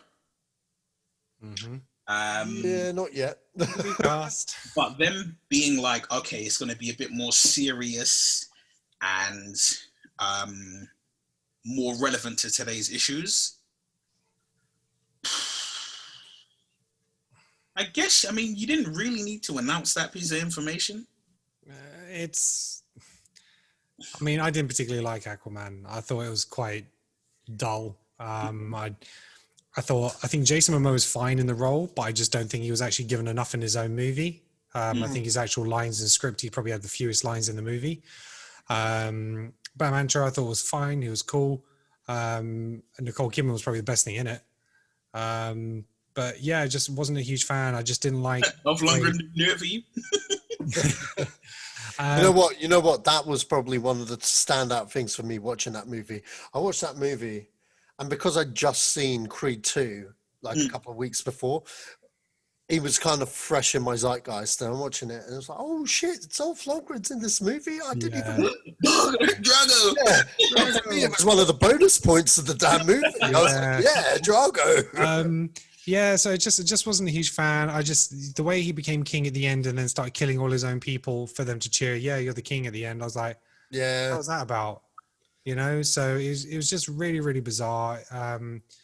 So I wasn't a huge fan, but I like Momoa in the role. You know, I actually liked him in Justice League. I thought he was fine. Yeah. So, you know, let's see what else he can do with it. Let's see how his actual character plays out in the new cut of Justice League as well. Because, you know, that was supposed to have a big influence on the Aquaman movie and stuff like that in terms of Justice League. So, yeah, it was inevitable because it took loads of money. Huge box office success. Let's see what they bring with it. But in terms of how it's relevant today, I don't know. Is it going to be sea levels rising? Is it going to be oil spills, recycling? Who knows? But we'll wait and see. But yeah, there wasn't much to talk about, but we knew Aquaman 2 was coming. Yeah, it's a bit weird for me because whilst I very much enjoy Momoa as Aquaman and that iteration, I grew up with comic books, and it was literally like my introduction to DC was the Justice League. It was Batman and the Justice League. And every time I've ever seen Aquaman, he looked nothing like Momoa. There was never an iteration where he looked like Momoa. He looked like the way Chris Hemsworth looked in Thor is more in line with some of the times I've seen Aquaman, right? The flowing blonde locks, perfect surfer dude, you know. Like if they did this in the 90s, I'm like, hey, buddy, if you're not casting Patrick Swayze as Aquaman, we got issues. You know what? I think when someone floated Momoa's names, they probably had only seen him in Baywatch, and they probably thought that was the guy.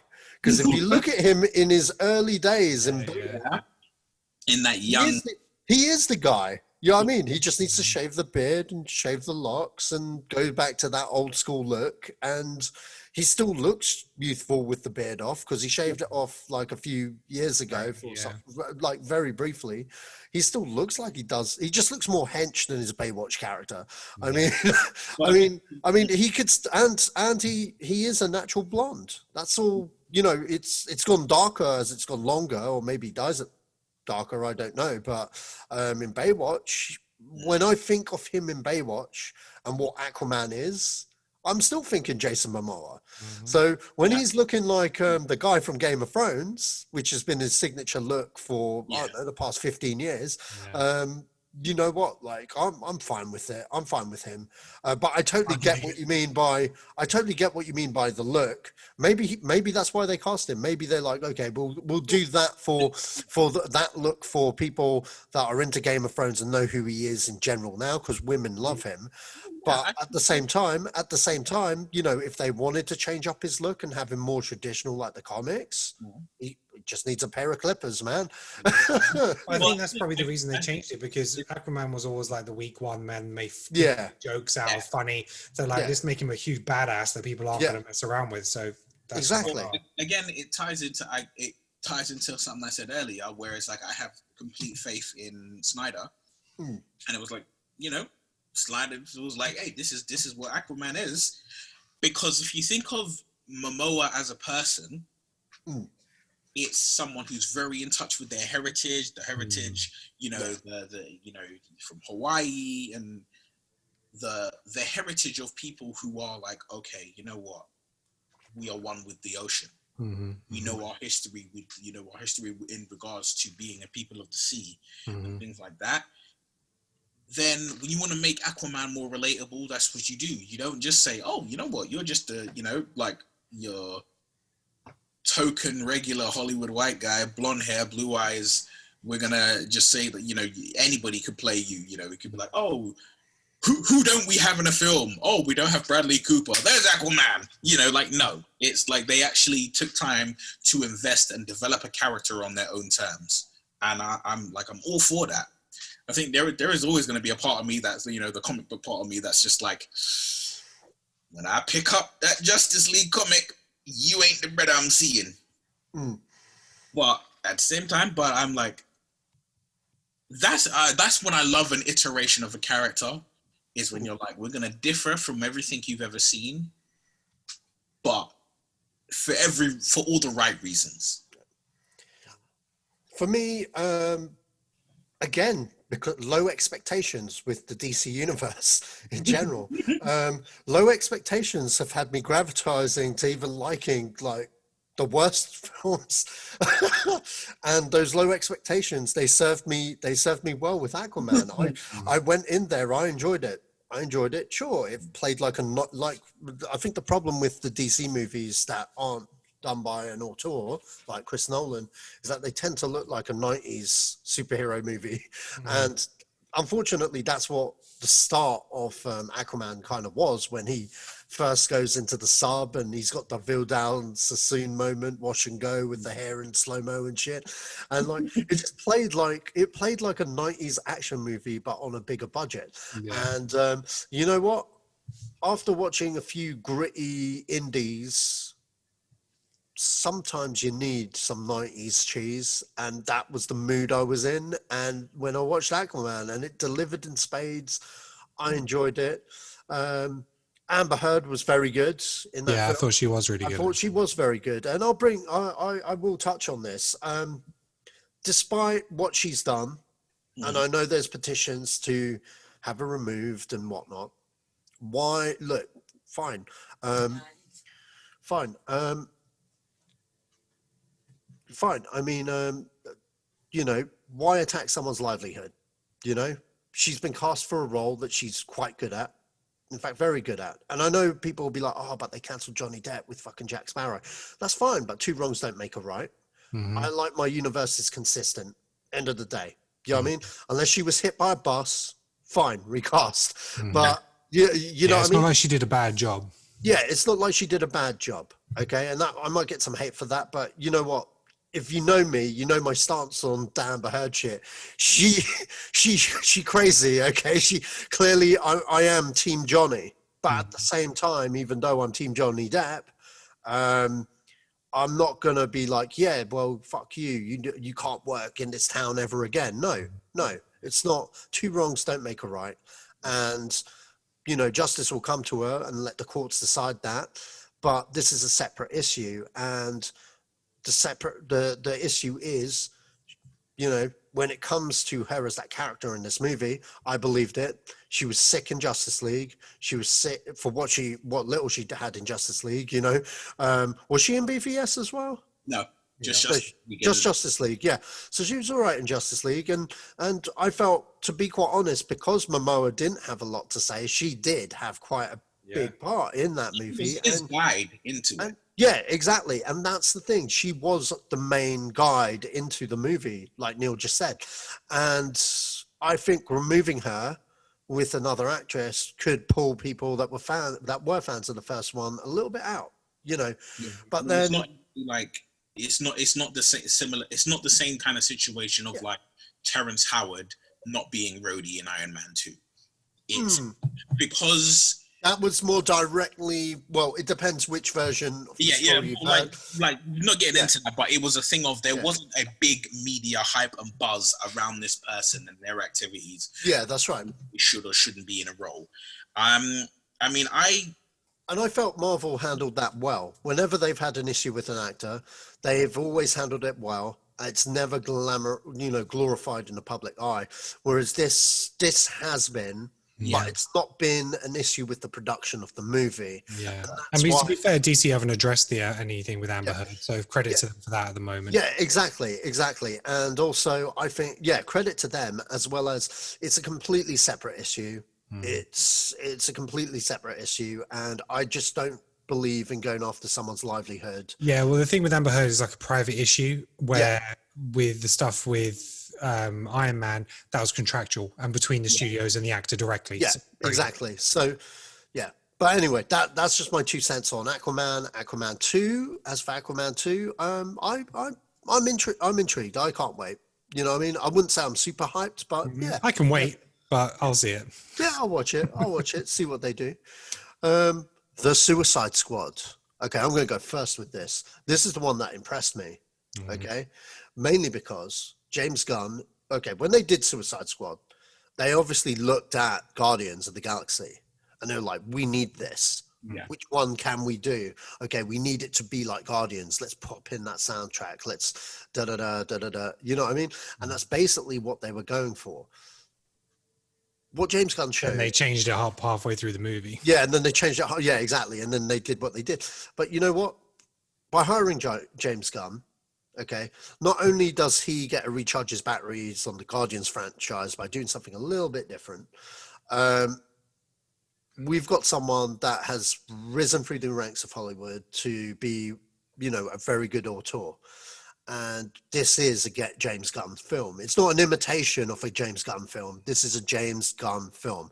And that's literally what they showed me in this presentation and the behind the scenes footage. He was the boss on set. He's picked these actors for a particular reason. There are some actors who I didn't like the first time round.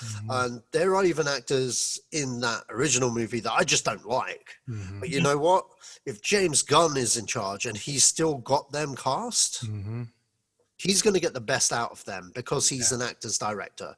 And the fact, going back to the John Cena thing, John Cena's got a reputation for being a bit wooden in his movies. And I know that because, he does, it's not that he's bad at what he does. It's just, you know what I mean? He hasn't had something that's fit him, but he made a very wise choice with Bumblebee. He was very serviceable in that. He didn't steal the show. Could have been anybody, but do you know what I mean? I felt he was very good in that. And also he followed it up with Blockers and he was superb in that. Yeah. He's a funny guy in general, you know what I mean? And it played to his strength and it showed that he can be charismatic on screen. Working with someone with James Gunn, he, for someone like him with his background as well, he'll lean into his strengths, just like I said with Dave Bautista, and he'll do wonders. And I just can't wait to see what they do, because of all the panels, this is the one film where it was like they have a vision, the director has a vision, it meets with the studio, and we're getting a sick rock and roll ride. And I got looking at the panel, you can tell it, the cast loved it being there. Idris Elba, who's famous for not liking to do superhero movies, looked like he was having a blast. Yeah. And you know what I mean? To get that man to crack a smile these days doing one of these like things, that's worth its weight in gold to me. You know what I mean? I think we are going to get a good ride. I'm going to forget what I saw in the first one and go fresh into this one. And I think that's the point with this one. And and I'm going to segue into something that isn't a film, them segueing into the game. Oh, I'm in for that video game. I'm so in for that video game. Rocksteady just do nothing but gold. I hope they don't close, because there's something going on right now where they might have to close down the studio, mainly to do with AT&T stuff, which is a separate issue. But I'm hoping the Suicide Squad game really sells like hotcakes and gives AT&T a reason to keep it open. Yeah. But yeah, moving on to the movie. What are your guys' thoughts? Yeah, I mean, it was great to see James Gunn's passion. Obviously, the Warner Brothers game was from Disney's decision to take him, to relieve him of Guardians 3. I think if Disney hadn't decided to, say that he'd been ejected from the project at that time, I'm not sure he would have done Suicide Squad. So, for all of us, it's kind of a bonus because he is going to do that and he's going back to do Guardians now. Yeah, that's right. And the other thing I might mention, I don't think they would have done a Suicide Squad had he not been available. No, it's quite. I think Suicide Squad was definitely one of those films where it did numbers, but not the numbers the studio wanted. Yeah, absolutely. And it's one of those films where they could have been like, we could do a part 2 if David Ayer wants to do a part 2, or we'll just leave that one. And then when there was a gap in his thing, they were like, fuck it, strike while the iron's hot. Yeah, pull the trigger. And it's a huge cast, a huge number of characters. What I loved about seeing the making of, those loads of practical effects, big production stage, physical explosions on wires, that kind of stuff. King Shark looks right out of the animated Harley Quinn show. Yeah. To the T, which is fantastic. Just great character actors playing here as well. He's got his brother in there. This will be, he said, it's like the most fun he's had. He's like, it's the biggest film that he's done. Warner Brothers, I think they've just said, do whatever you want, whatever your budget is. Just go away and make us this Suicide Squad movie, and he will. Fantastic cast, and really, really excited.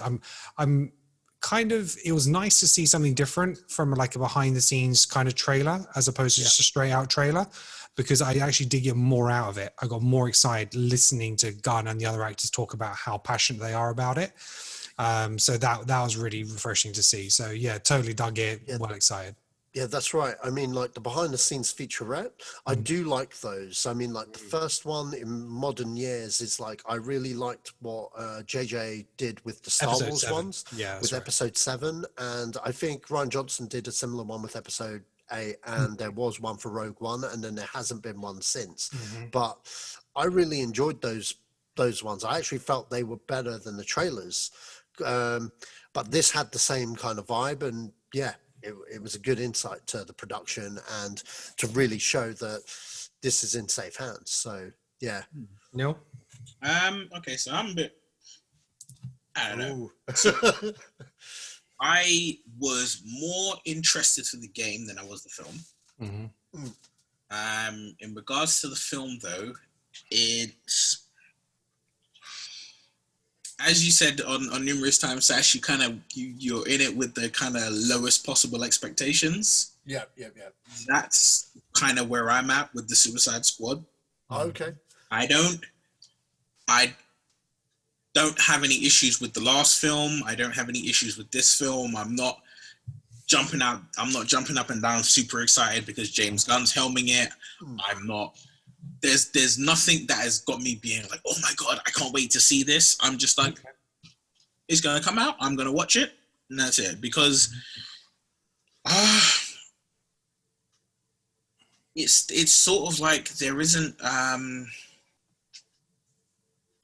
anything that really makes it definitive for me. It's just like, it's a bunch of moving parts and they're all moving well.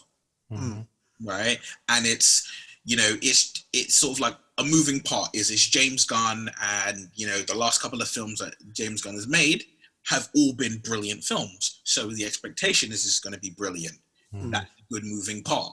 The cast, it's like, okay, he doesn't have an out and out superstar, barring maybe Margot Robbie. He doesn't have an out and out, I can sell an entire movie based on this one person cast. He's cast it similar to the way Marvel have a particular way that they cast their films, but it's cast in a similar vein to Guardians, which is, I'm going to get the best people for the role. It's the ensemble. It's the ensemble. I think the kind of biggest takeaway that I had from the featurette really and truly was the line where somebody was like, "Don't get attached." Don't get attached. people gonna die. Yeah, and that was honestly it. I think I got, and what I'm about to say, I got this more from the poster that I saw than the featurette. Which that was a good poster. Yeah, and for those of you who don't know, or if you're just listening to this, the poster we're talking about is not the poster where it's like it's got everyone's name on it. Mm-hmm. It's the actual poster where you can see the characters, and it's like, you know, it's got a kind of a feel of, I want to say, like the Dirty Dozen or the original Inglourious Bastards, where it's sort of like, it's not an exploitation film, but it kind of feels like an exploitation film. And it's like, you know, basically it's like the A-Team meets MASH with superheroes. And it's, I mean, I'm just like, yeah, I'll watch it, but I'm not overly excited to see it or anything. And I feel like, like I said, it's going to be a thing of that nature where it's just like, oh, you know, it's a fun movie, but there's not going to be anything that is like, there isn't going to be any humongous takeaways from it. Okay. We shall wait and see. What's up next, Ash? Okay, so we have... Okay, so filmmaker Reginald Hudlin of House Party and Marshall fame is in talks to direct a Static Shock movie. What are our thoughts on this?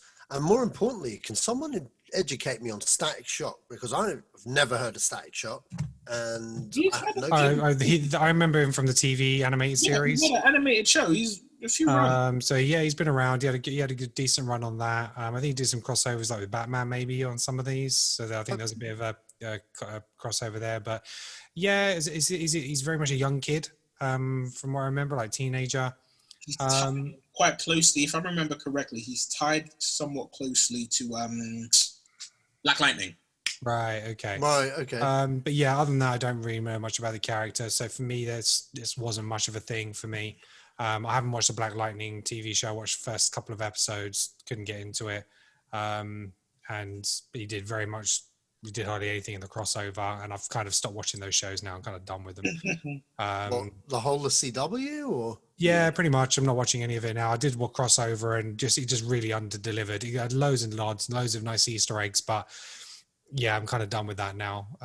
Flash just doesn't see, it goes nowhere fast. And it just, the season seemed really dragged out, and they're just all moping around all the time. It's just not fun. Which is what which I want from the Flash TV show. But yeah, so in terms of this movie, yeah, it'll be what it'll be. So I think a lot of it will depend on casting, whether they go for an unknown, whether they go for someone with a little bit of experience. Maybe I'm thinking the guy from Stranger Things, young black kid in that. Yeah, we'll see. I'm intrigued because Reginald Hudlin, he hasn't directed an actual feature in a real long time. I mean, when I say House Party, I do mean House Party 1, House Party 2 with your younger self, Ken. And for those that don't know, he had a Kid and Play do, man. Yeah, pretty serious. Much. Not intentional. Yeah, in high school and middle school and that, I'd always just remember, before I ever knew Ken, I knew who he was because I'd be like, hey, it's Kid and Play. That's literally, sorry, man, that's literally how, like, that's what I thought, like, when people are like, oh, Ken, I'm like, who the hell is Ken? Oh, Kid and Play, yeah, I know him. He went to school, right?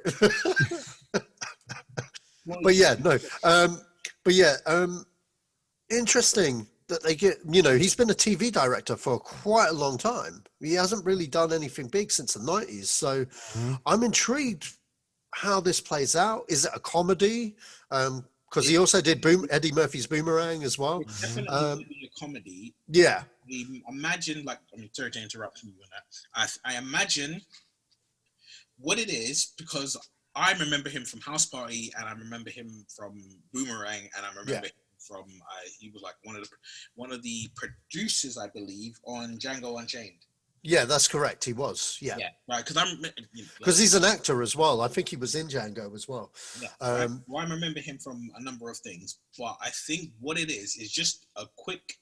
I mean, I just did a quick kind of overview on a lot of the things he's done, and the last thing he did was in 2009. It was a kind of documentary called The Black Godfather, which was on Netflix. Yeah. In a both a very good and a very bad way. I think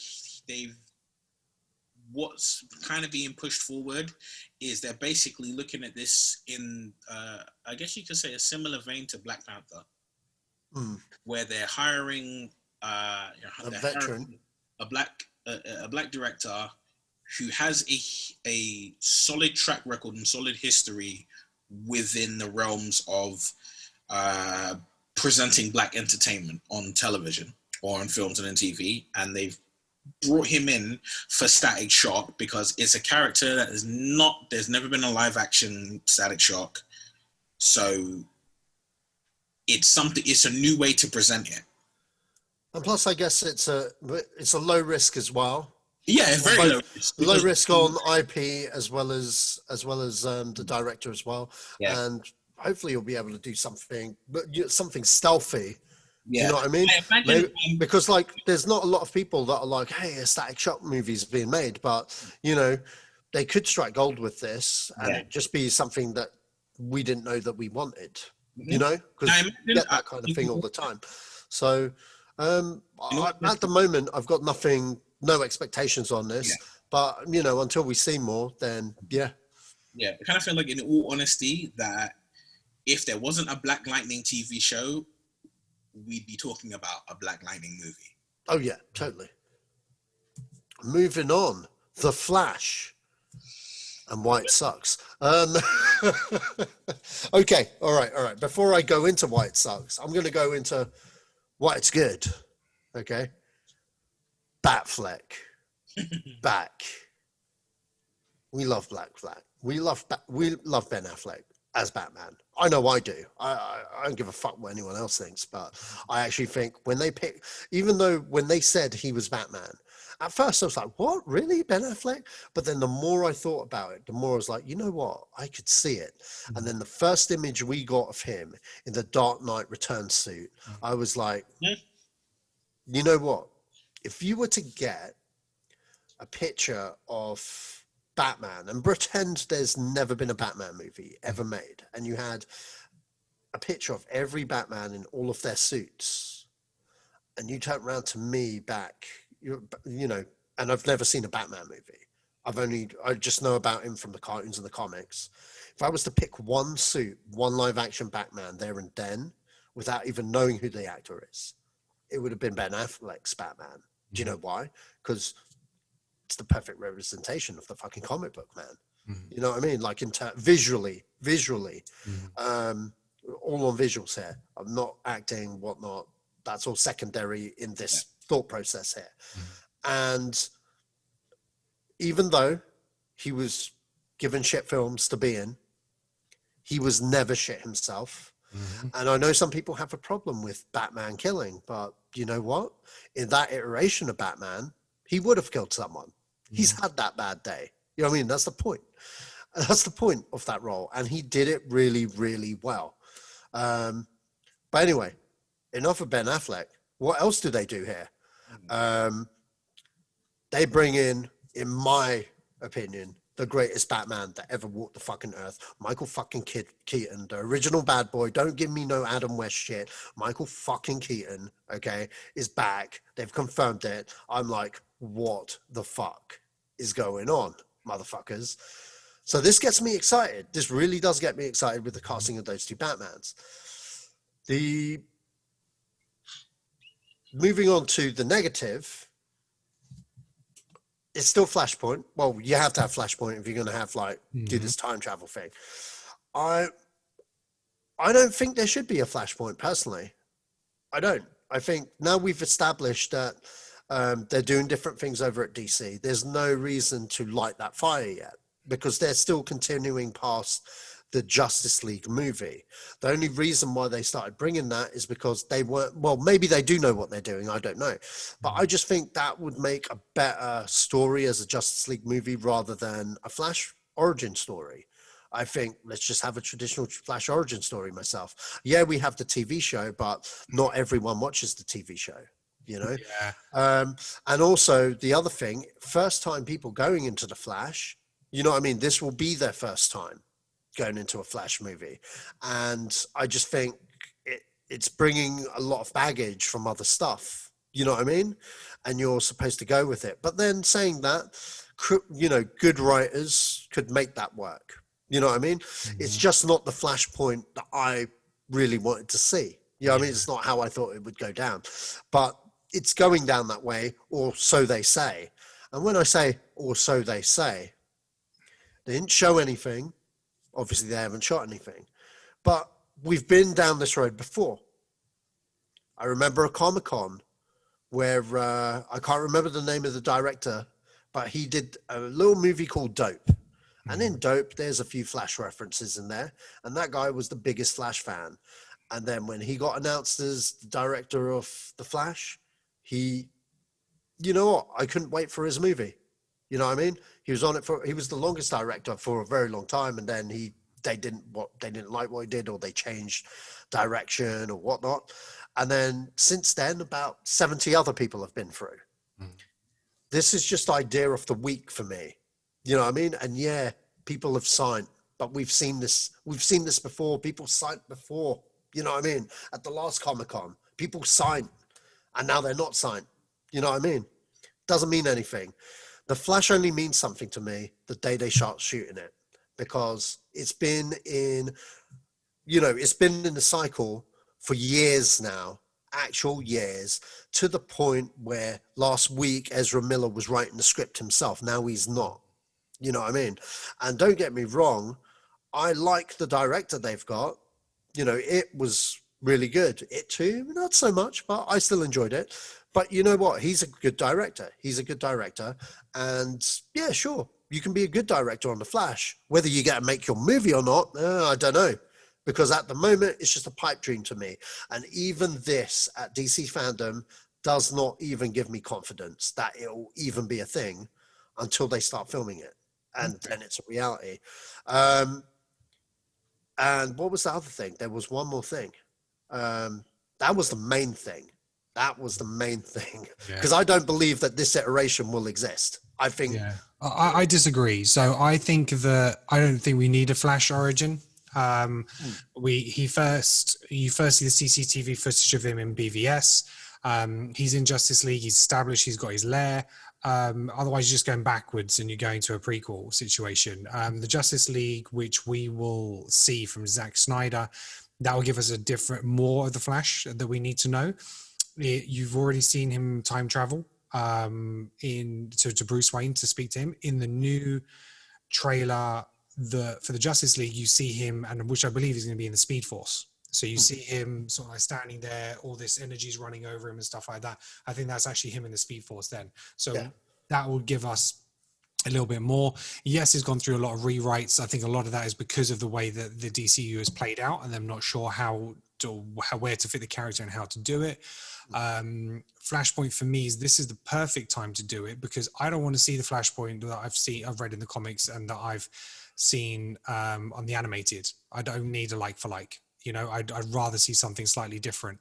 And they are doing it different by having a different Batman, which is still what happens in Flashpoint. You know, we see him go and see what would happen if Bruce had died and the Thomas continued it and stuff like that.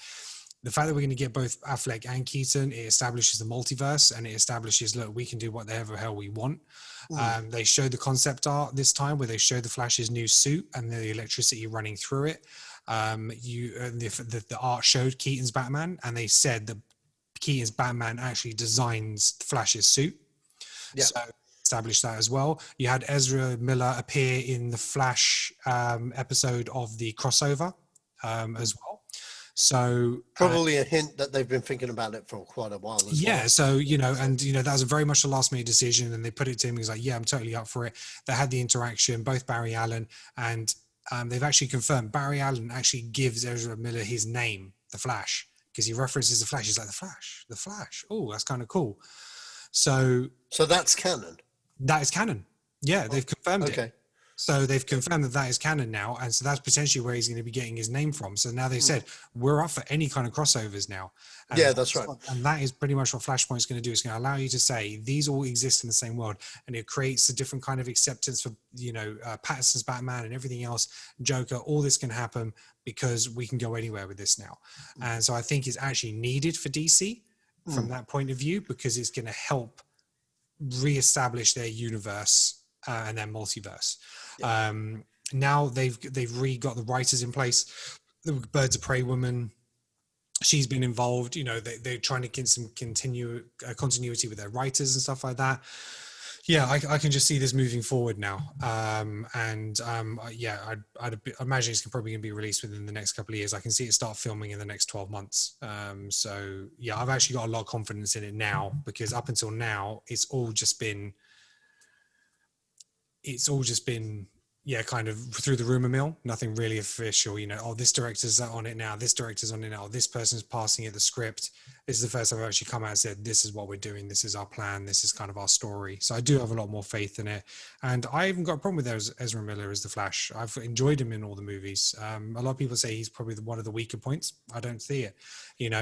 Grant Gustin, he's great in the TV series, but that's a completely different entity. And again, his character is mopey as hell. And I like the comedic side that Ezra Miller brings in, that awkwardness and stuff like that. So yeah, I'm actually really looking forward to this. And this is the movie that is going to concern Marvel the most because of the big hitters they're getting in it. And that is going to push Marvel with their Doctor Strange movie regarding their multiverse. Oh, and that's a madness. Yeah, and how they are going to who they can bring back. Are we going to get a cameo from Hugh Jackman? Are we going to get a Tobey Maguire Spider-Man reference, bearing in mind the director is Sam Raimi? They're going to push the boat out now because they'll be like, that's going to turn heads. We need to do something now. Well, here's the thing. I say this with Sam Raimi. Franco is game. Dave Franco is very pissed that they rebooted that fucking series, man. But he was probably the worst part in it. So, but really, I didn't think he was that bad. Unless you count 3, yeah. I mean, episode 1 and 2 was it? Yeah, whatever. Yeah. Episode 1 he was fine. 2, he was fine. He was fine, but yeah, 3 it was just But the director I was trying to think of was Rick Famuyiwa. Mm-hmm. And he directed one of the best episodes of The Mandalorian, the one with the Jawas, the second episode. I fucking love that episode, man. But yeah, he did a Star Wars TV show. He's got a career. Trust. Trust. What's your thought, for me, right. So the Flash has gone through so many things that I'm just like, at the time I was just like, oh man, what are they going to do? Are they even going to do it in the end? But you get my skepticism. Oh yeah, to a degree. Yeah. But for me, I look at the Flash as the DCEU's version of Spider-Man. Yeah. As in, you don't need to see an origin of the Flash, right? In as much as there is a Flash TV show, and granted, yes, nope, there is a number of individuals who've never watched the Flash TV show. That said,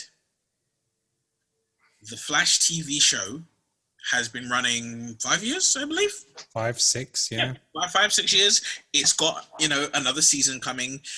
It's well established. It's a weekly established thing that there is, right? So to be honest, there's more people who probably know about it than don't know about it.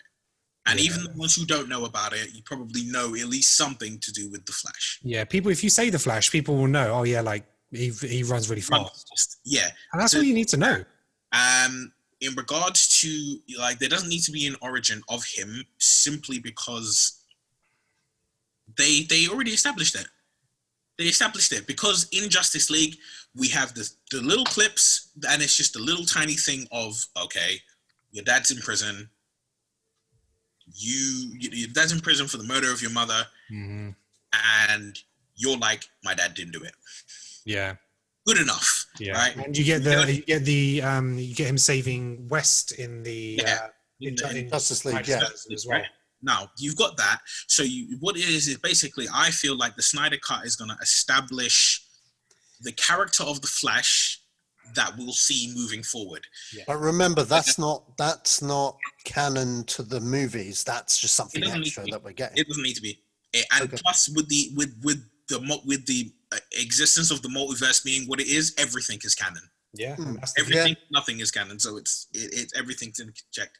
So the fact, I guess. So wait, Batman and Robin is canon? Mate, yeah, it's all in there. It's all in there. Watch Flash will have Clooney back next. But the way I look at it is, I look at it like this. I believe that Andy Muschietti is a trusted hand. Yeah.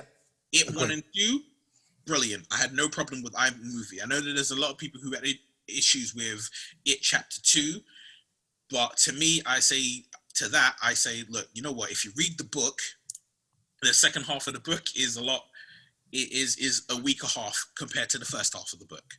So that is what it is. They cut the book in half. They did what they did. That's how things are.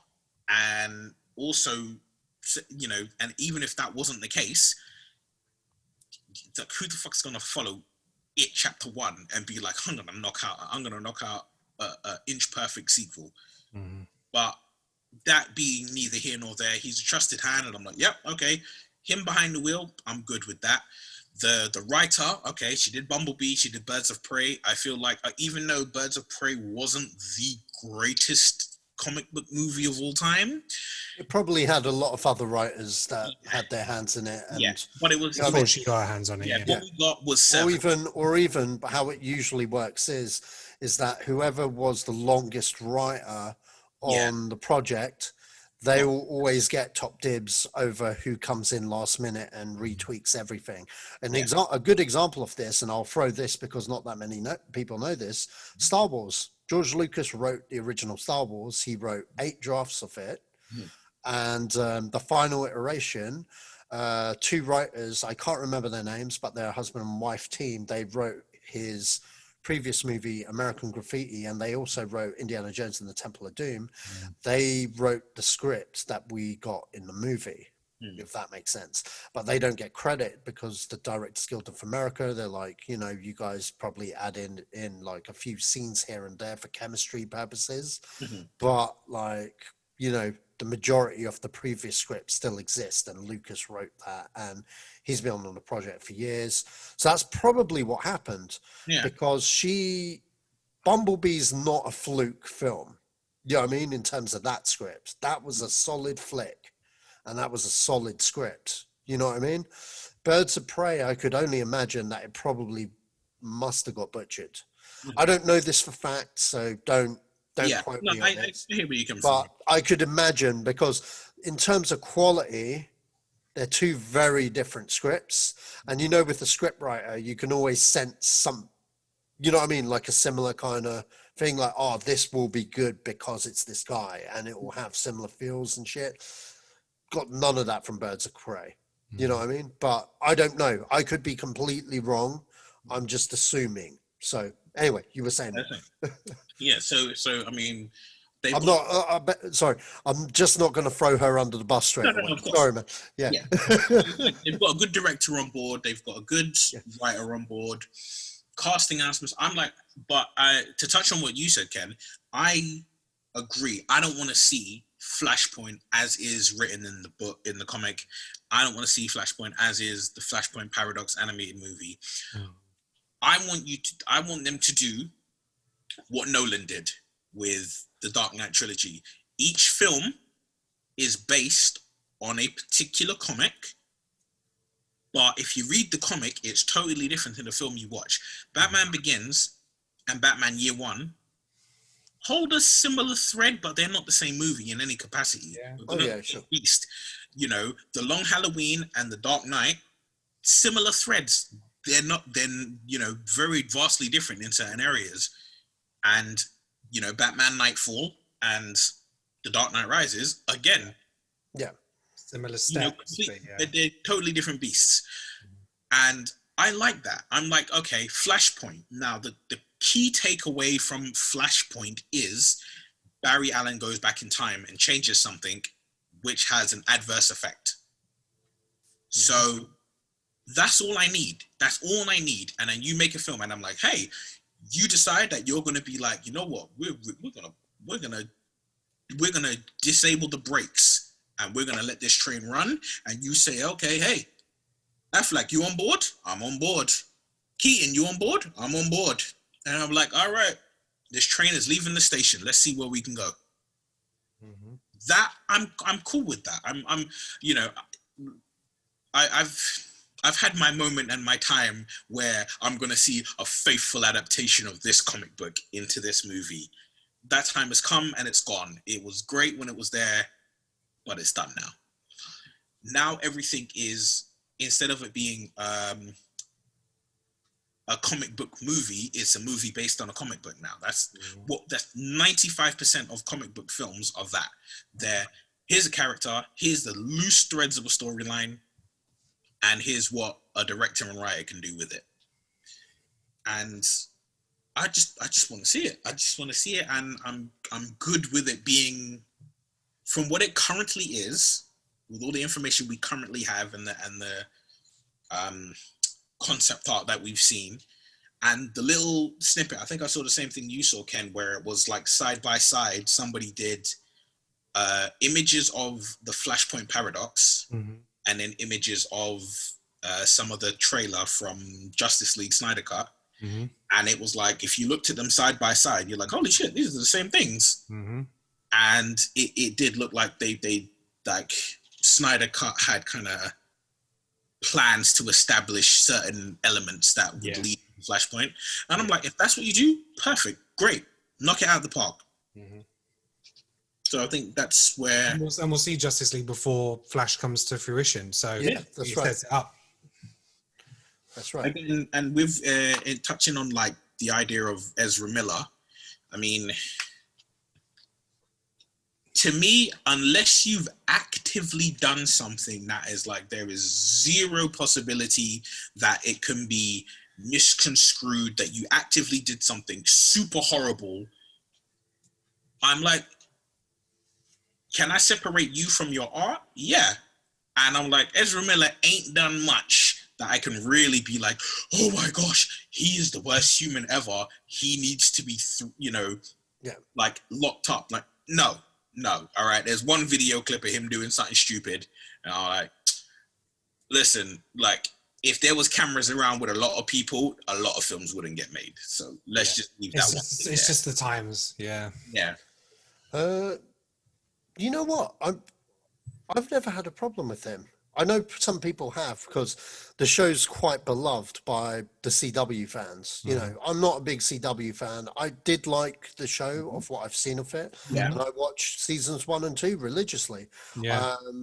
I just stopped watching it around the same time I stopped watching Arrow, because season 4 of Arrow I checked out real early as well. I was like, you know what, this ain't for me no more. Fuck this shit. So I watched I watched the whole thing. Watch all of Flash, Arrow. I watch Supergirl when I can. I watched a couple episodes of Batwoman, weren't really feeling it. Not biggest fan of Legends of Tomorrow.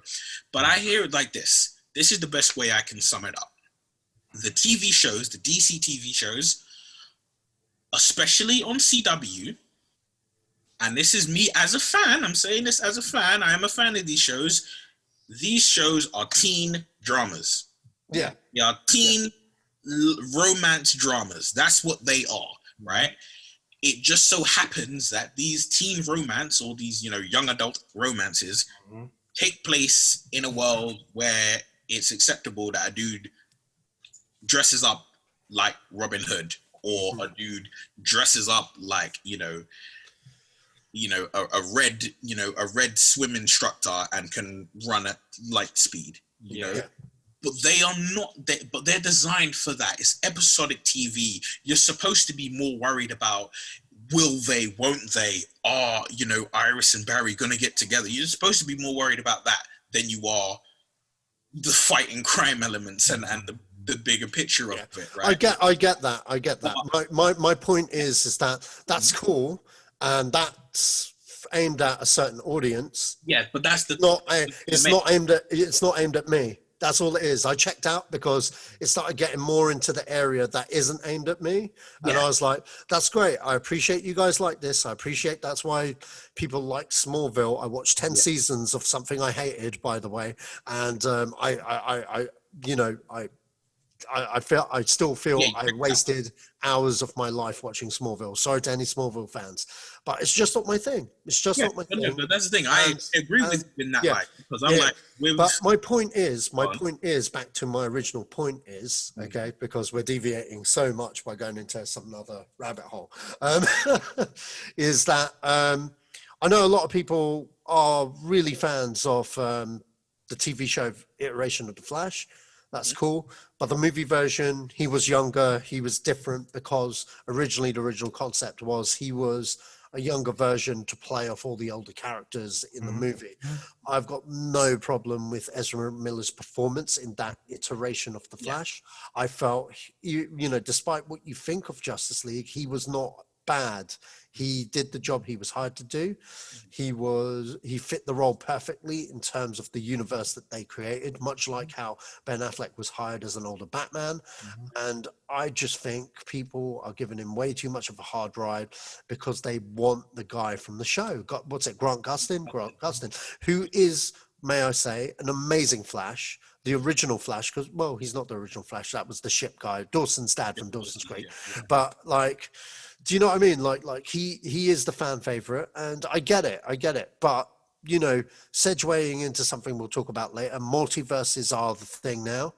And these two characters can live side by side now. And, if you like the show, you got the show. If you like Ezra Miller, you got Ezra Miller. And that's the beauty of things now with multiverses. Everyone can have their cake and eat it. So, but yeah, moving on from that, Henry Cavill, is he still our Superman? Now, for the time being, I say. Now they've confirmed he's cameoing. They haven't made any announcements into the future of Superman movies. Okay, which is why I bring this up. This was going to be an old thing, but I was hoping that they were going to announce something at this DC thing, mainly because J.J. Abrams has been rumored to be the guy behind the next Superman project, but apparently that's been kept in the dark depending on what they do with it, whether it be a continuation of Man of Steel or whether it be something new. I'll bring in something because of something that we're going to go more in depth later on. Maybe this gives JJ leeway to create his own version of Superman, maybe. Or maybe, do you know what I mean? It's such a gray area because they haven't announced anything. I thought this would have been the platform to announce it. Or maybe they are going to do a Man of Steel 2. They're just not ready because it's so early and stuff. Maybe they want to make that as a special announcement later on down the line because they know we want Cavill back, or people want Cavill back. Cavill was cast as Superman. Obviously, he's cameoing in possibly Black Adam and something else, I don't know what. But it was mentioned when we were going to discuss this weeks ago, what he was cameoing in. But they were just cameos. Yeah, I mean, it wasn't a fully fledged movie. Yeah, I mean, not a Man of Steel 2. My question to you guys is, do you think that they will do a Man of Steel 2 eventually? And is he still our Superman? Yes to both. I'll keep it short and sweet. They're waiting for Justice League because, look, Justice League left sour note. Wonder Woman 2 was already in production. Aquaman was going to be a no-brainer because of the amount of money it took. So even if they didn't continue with the other characters, they could have continued with those. Justice League is going to be recut. It's going to be redone. It's going to be on HBO Max. It's going to bring people back to the forum. If it's received well, they'll do a Man of Steel 2. If they don't, they'll leave it and just let the other characters continue on and bring back Superman, whether it's him or recast a much later date. So yeah, it all depends on how Justice League's received for me, and that's why nothing was announced, because at the moment we don't need it, and at the moment there's no room for it, because you've got Aquaman 2 coming, you've got Flash coming, you've got the new Batman movie. If they do that now, it would take away from those movies, and that's right. The timing is just not right. So once all those have been cleared, and Wonder Woman's come out, after the Batman's come out potentially, then they might announce it. But I don't believe anything will happen until after Justice League. Yeah, and plus it gives them something to wow everyone up their sleeves later on. Yeah, I mean, could you imagine if they're working it out?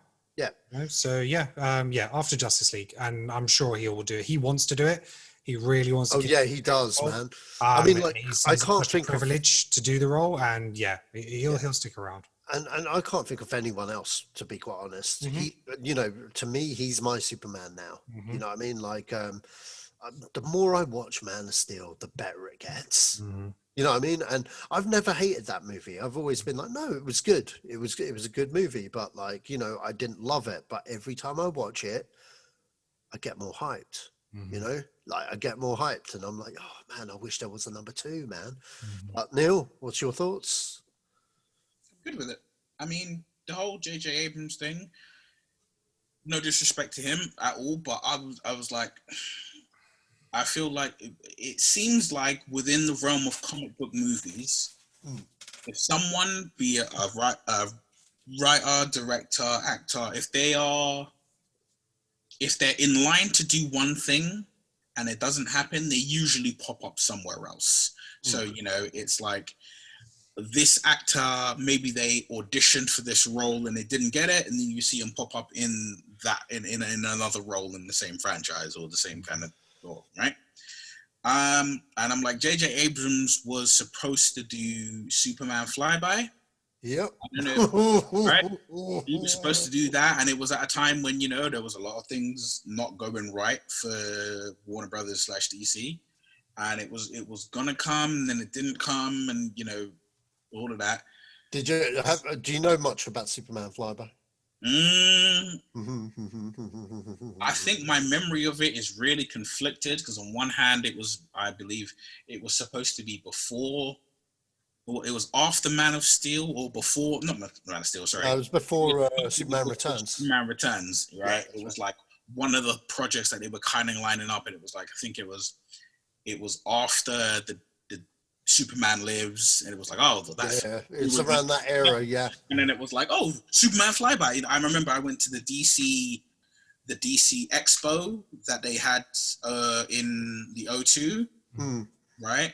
And they had artwork for it. They had artwork for it. That's right. Things in place, so it was like it was going to move forward. It didn't move forward, so I feel like. Yeah, Charlie's Angels, McG was going to direct it, and JJ's script, JJ Abrams wrote the script for it. Yeah. Interesting read. If you guys get a chance, the script's on the internet. If I ever find it, I'll link you both. Yeah. I don't want to spoil it for both of you. Okay? I don't want to spoil it for both of you. But yeah, I mean, it's all kinds of special, but I think it's a good read. It's a good read, though. The thing is, like they were leaning towards it, and for whatever reason or reasons, it never came to be. And then the result was we got Superman Returns. The result of that was we got Man of Steel. Right? By the way, I don't blame JJ for that script, mind you. Like Kevin Smith, he was hired to do a job, and certain producers kind of got their way with it. Yeah, giant spiders and stuff. But we always have to remember, and I think we kind of possibly know this as in because of our interest and our level of awareness within to do with films and our experience within the realms of actually making a film. We all, we've got our experiences within that realm, so we kind of see things differently. To the general public, it's you hire someone, they write a film, you make the film, done. That's not how it goes, especially when you're dealing with an established property that everyone has expectations and everybody's got their idea of how they think it goes. And I'm just going to say, in regards to that, it's what we get as a script is very rarely what we get on the screen. You get more often than not, you get things where it doesn't line up. It's not the same. If you read the final script and then you watched the film, then maybe you get things that are quite very similar. If you read, sometimes even one draft backwards, you're like, wait a minute, this is a totally different film. So, whatever happens in JJ's script, I'm not holding it against him. I'm not holding it against him at all. But to me, the point is, there was a moment where it was going to be him and it never was him. Yeah. Maybe the universe was trying to say something at that time. Just possibly, right? Because he's gone on to do Star Trek and Star Wars, Super 8, and a bunch of other things. And I'm like, maybe it's just something that didn't need to happen. Hey, look, James Cameron was going to do a Spider-Man film. It never happened. Maybe it was just something that wasn't supposed to be. Okay, moving forward. Warner Brothers president Walter Hamada has stated the following in regards to the DC films and the state of the DC films. Warner Brothers are open to both standalone films with no connections to the DCU, like the Joker and Matt Reeves' The Batman. He also stated that the DCU will continue much like the MCU for quite a while. He also said to expect more CW and DCU crossovers, just like how The Flash showed up in Crisis. So expect more of that to happen in the TV shows and the movies. And unfortunately, the Superman Red Sun rumor is not currently in production. Good. That doesn't mean that it won't ever be in production. It just means that they don't have a script, they don't have a director, they had no plans. It's just a rumor on the internet. You can't turn him bad when people haven't begun to love our Superman enough. So that'd be something that comes after Man of Steel too. But I think we've touched on it already throughout the podcast multiple times. Yeah. Let DC do whatever they want. If it ties in, doesn't tie in. Let's just get loads of good stories, loads of good actors, loads of good directors, and just absorb it. Take it all. Just take everything. It doesn't all have to tie in. Why wait for one sequel of a Batman when I can have another Batman? Give me more. Just give me. I'll take it. Some will be good. Some will be bad. I think for me, it's like content is king right now, and superheroes sell. And more importantly, I think even though I wasn't a fan of the CW shows, you cannot deny that Crisis on Infinite Earths really opened up stuff to executives and stuff over at Warner Brothers. It was a game. Not to mention the change in the regime right now. Walter Hamada has only really recently taken over WB over what happened to his predecessor. And, his predecessor, he's the one that pushed Justice League forward to get, his payouts. You know what I mean? Because it was supposed to come out in the summer and they were like, no, put it in the winter. Let's push forward. Let's get it out. Let's hurry it up. You know what I mean? And, it didn't pay off for them. They got too greedy. They fucked over a lot of people and, they paid the price. That's not why he's not CEO of Warner Brothers. That's something else.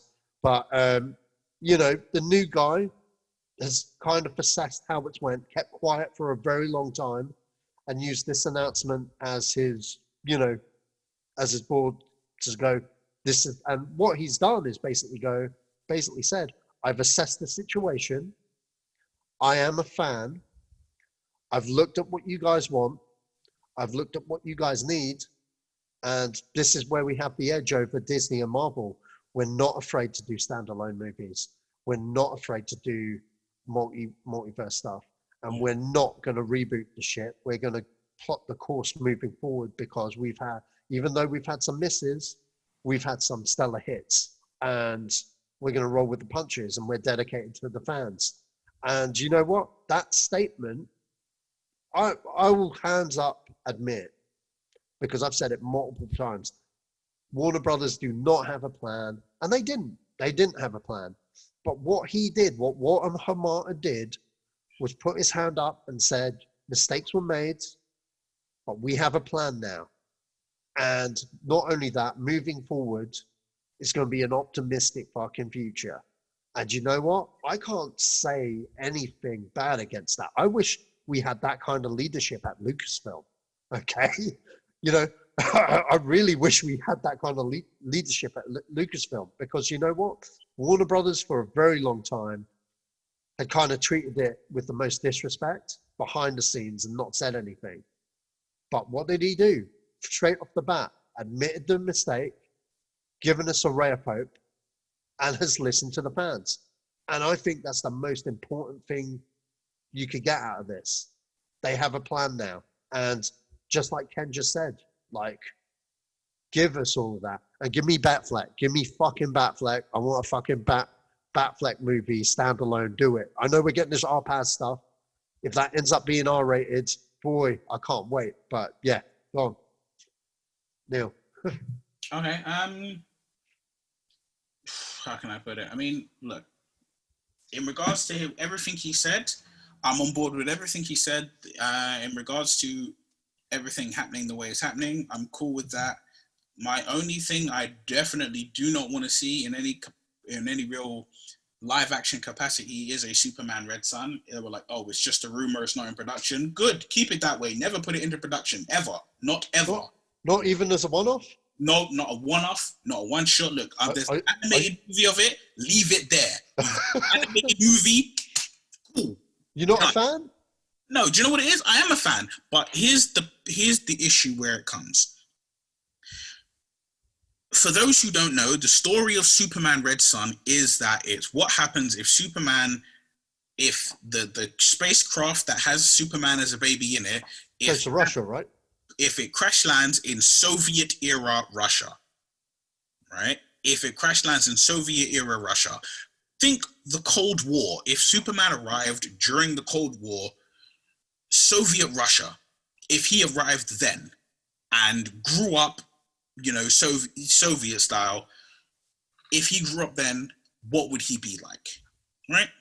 It's an interesting story. It is an interesting story. The comic book is interesting. The animated movie is interesting. Every time I've come across it, it's been interesting.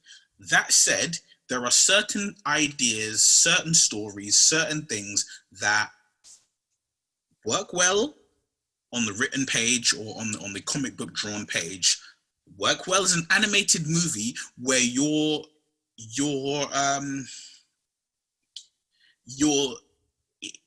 realization of belief is already really, really low because it's that.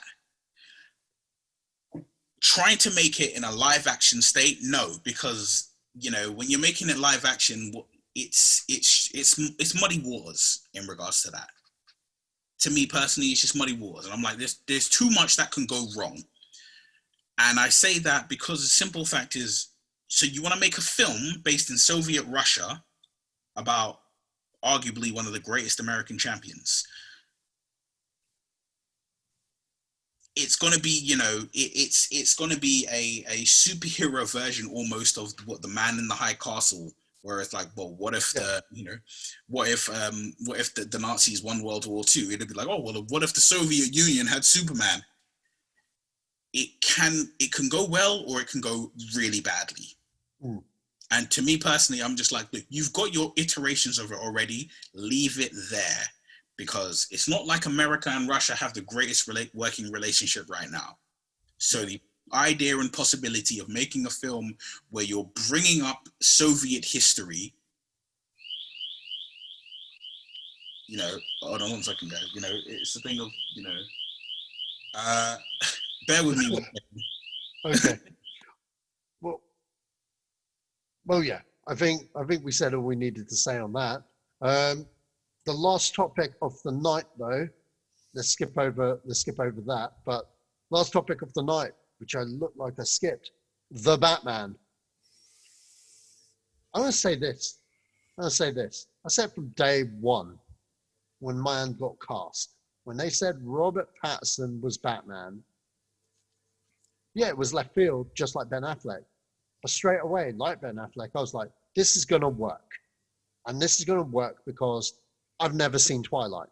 Okay, I've never seen Twilight. Never will watch Twilight. I don't know reason to see Twilight. Vampire movies used to suck. Blood, not dick. Okay, like fucking hell, man.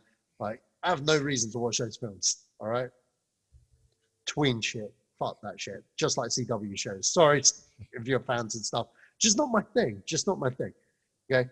But Arpaz, fantastic actor. Lost City of Z, The Rover, High Times. Good movies. And The Lighthouse most recently. You know, phenomenal actor. When they said he was Batman, I was like, I can see him doing Bruce Wayne. I couldn't see him doing Batman. And you know what? I just saw him do Batman. And you know what? Yes, bring me Batman. Because that trailer was amazing. I thought, well, it was brutal when he took that guy out and plummets into the ground. I never thought we'd get that. And the rumor that this might be R-rated, oh my God. If it's R-rated, if we're getting an R-rated Batman, I'm there. Black Commissioner Gordon, you know what? Good casting. I like the actor. He's in the Bond films as Felix Leiter. And you know what? When he came in as Gordon, I knew he was Gordon straight away. Race has nothing to do with that character. And the fact that he had the physical features for Gordon, just the black version, I was fine with that. And I can, you know, he's a great actor anyway, and he's going to do well. I'm intrigued to see what Andy Serkis looks like. And now that I've seen what Colin Farrell looks like, oh my days, what a transformation. I really can't wait. I need to see a little bit more though. Need to see a bit more. I can see that they're going for the detective angle, and any kind of reservations that I had, and there was a few. I'm not going to lie, I wasn't particularly keen on the Batmobile myself, but you know what? I'm not going to judge it. And hearing more that we won't get an origin story and that it is basically Batman Year 2, this is probably going to be in vein of kind of like the Batman Begins sequel that I kind of wanted myself, you know, because I always thought, what if they made a film between Begins and Dark Knight? And this kind of feels like that kind of vibe. And I just think it's going to be really good because Matt Reeves hasn't let me down yet. And yeah, I was impressed. What are your thoughts, guys? Neil?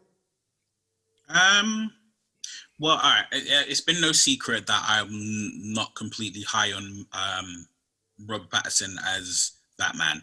I think he's a brilliant actor. Anybody who says he's not a brilliant actor needs to get that Batman thump in the face because he is a brilliant actor. He's brilliant in, like, if you take away, like, you know, there are certain actors, if you took away one role of theirs, they go from great to mediocre. With Pattinson, if you take away one role that he played, all right, he played the role 5 times, but if you take one role away from him, he literally becomes like inch perfect. Like arguably everything, whether even if the film's not great, he is great in it. Yeah. Right? Him as, and I've said it before and I say it again, him as Bruce Wayne, oof, that is something special. That is a special mark right there. Because there are actors, even Christopher Nolan said it himself, he said there are actors who can play Bruce Wayne and there are actors who can play Batman. Not a lot of them can play both. Right? And so my reservation is him as Batman. As you know, I made it as a joke where I said, like, if I'm committing a crime in Gotham and he was to drop down in the alley in front of me, I would not run away. Right? I stand by that. But hey, you know, it's you know, we when the film comes out, we're gonna see how right or how wrong I was. You know, no one's right all the time. I was wrong about Heath Ledger. So hey. But even watching the trailer, I was just like, I see what you're going for. I'm liking what I'm seeing, but I'm not loving what I'm seeing. I hope it's an R-rated film because I feel like what they did with the Joker was very interesting, and the fact that it was R-rated allowed them to really portray who the Joker is. And I think an R-rated movie that has Batman in it allows them to do that because let's even push the psychology of the character even further. Yeah. If the rumors are true that it's a Seven like movie, but set in the Batman universe, That is something I'm very interested in. That's a brand new take. Let's not forget, right? There is that whole kind of not conspiracy theory, the fan theory that Seven as a movie is actually set in Gotham City before Batman is in Gotham. Or is that just like, oh, okay, fair enough. It's a fan theory. Like there is actually there are videos on it. There is a fan theory that Seven is the Batman movie before Batman exists in Gotham. But that's neither here nor there. But the point is, like, you make a dark and gritty. Let's face it, right? Batman exists as a character because Gotham City needed something more than police. So making a film where we present that, or where they present that, I'm like, hey, go ahead, please, by all means. Regardless of how I feel about your casting of Batman, hey, do what you're doing. People weren't happy. People were livid when freaking Michael Keaton got cast, and well, let's just say how wrong they were there. So I'm like, yeah, go ahead with it. But I think the only kind of thing I really feel about it is I don't want this film to be the kind of thing where it's just like it's going to lead into 1 million sequels. No, it's only on for free. You know, I mean, even that, I partly feel like 3 may be too much. Well, franchises these days, you know, it's unlikely they're going to make one Batman movie because of what they invest in it. You know, Joker's a very different thing, I think, to like a Batman movie. You know, it could stick at one. It depends on what money it makes.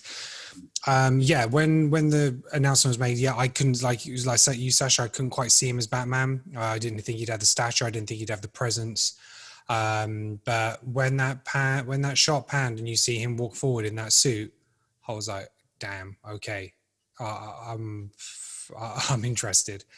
I love the fact that they're using the Riddler and they're using it in him as a serial killer. Someone's already deciphered his riddle from the trailer online, and yeah, it's gonna be dark. It's gonna be psychological, like you said. It's gonna be set in year 2. He's kind of figuring things out, so his kind of suits in his development stage. The Batmobile's kind of in development. We're gonna have the Bat Cycle in there as well, because you've seen like behind the scenes of that. Catwoman, that's going to be really interesting. You know, we got Falcone in there still. You know, I watched the whole panel with Matt Reeves, and the way he talked about the project, he was so passionate about it. And, you know, he said it is about the world's greatest detective. You know, he says it's a cop movie, and he's taking inspiration from like The French Connection and Chinatown. It has to be R-rated then. If he's and Taxi Driver, and those are the films that he said were inspiration, that 70s cop vibe, because he said this movie is about corruption, and it's about him trying to navigate, trying to solve crime, but fighting police corruption and you know, within the the hierarchies of power and stuff like that. So, you know, it is all about that, and I think that's brilliant. And yeah, and then, you know, he takes that guy down. He says, "I am vengeance." I'm like, okay, I'm fine with that voice. You know, he hasn't gone down the Christian Bale to make it too much.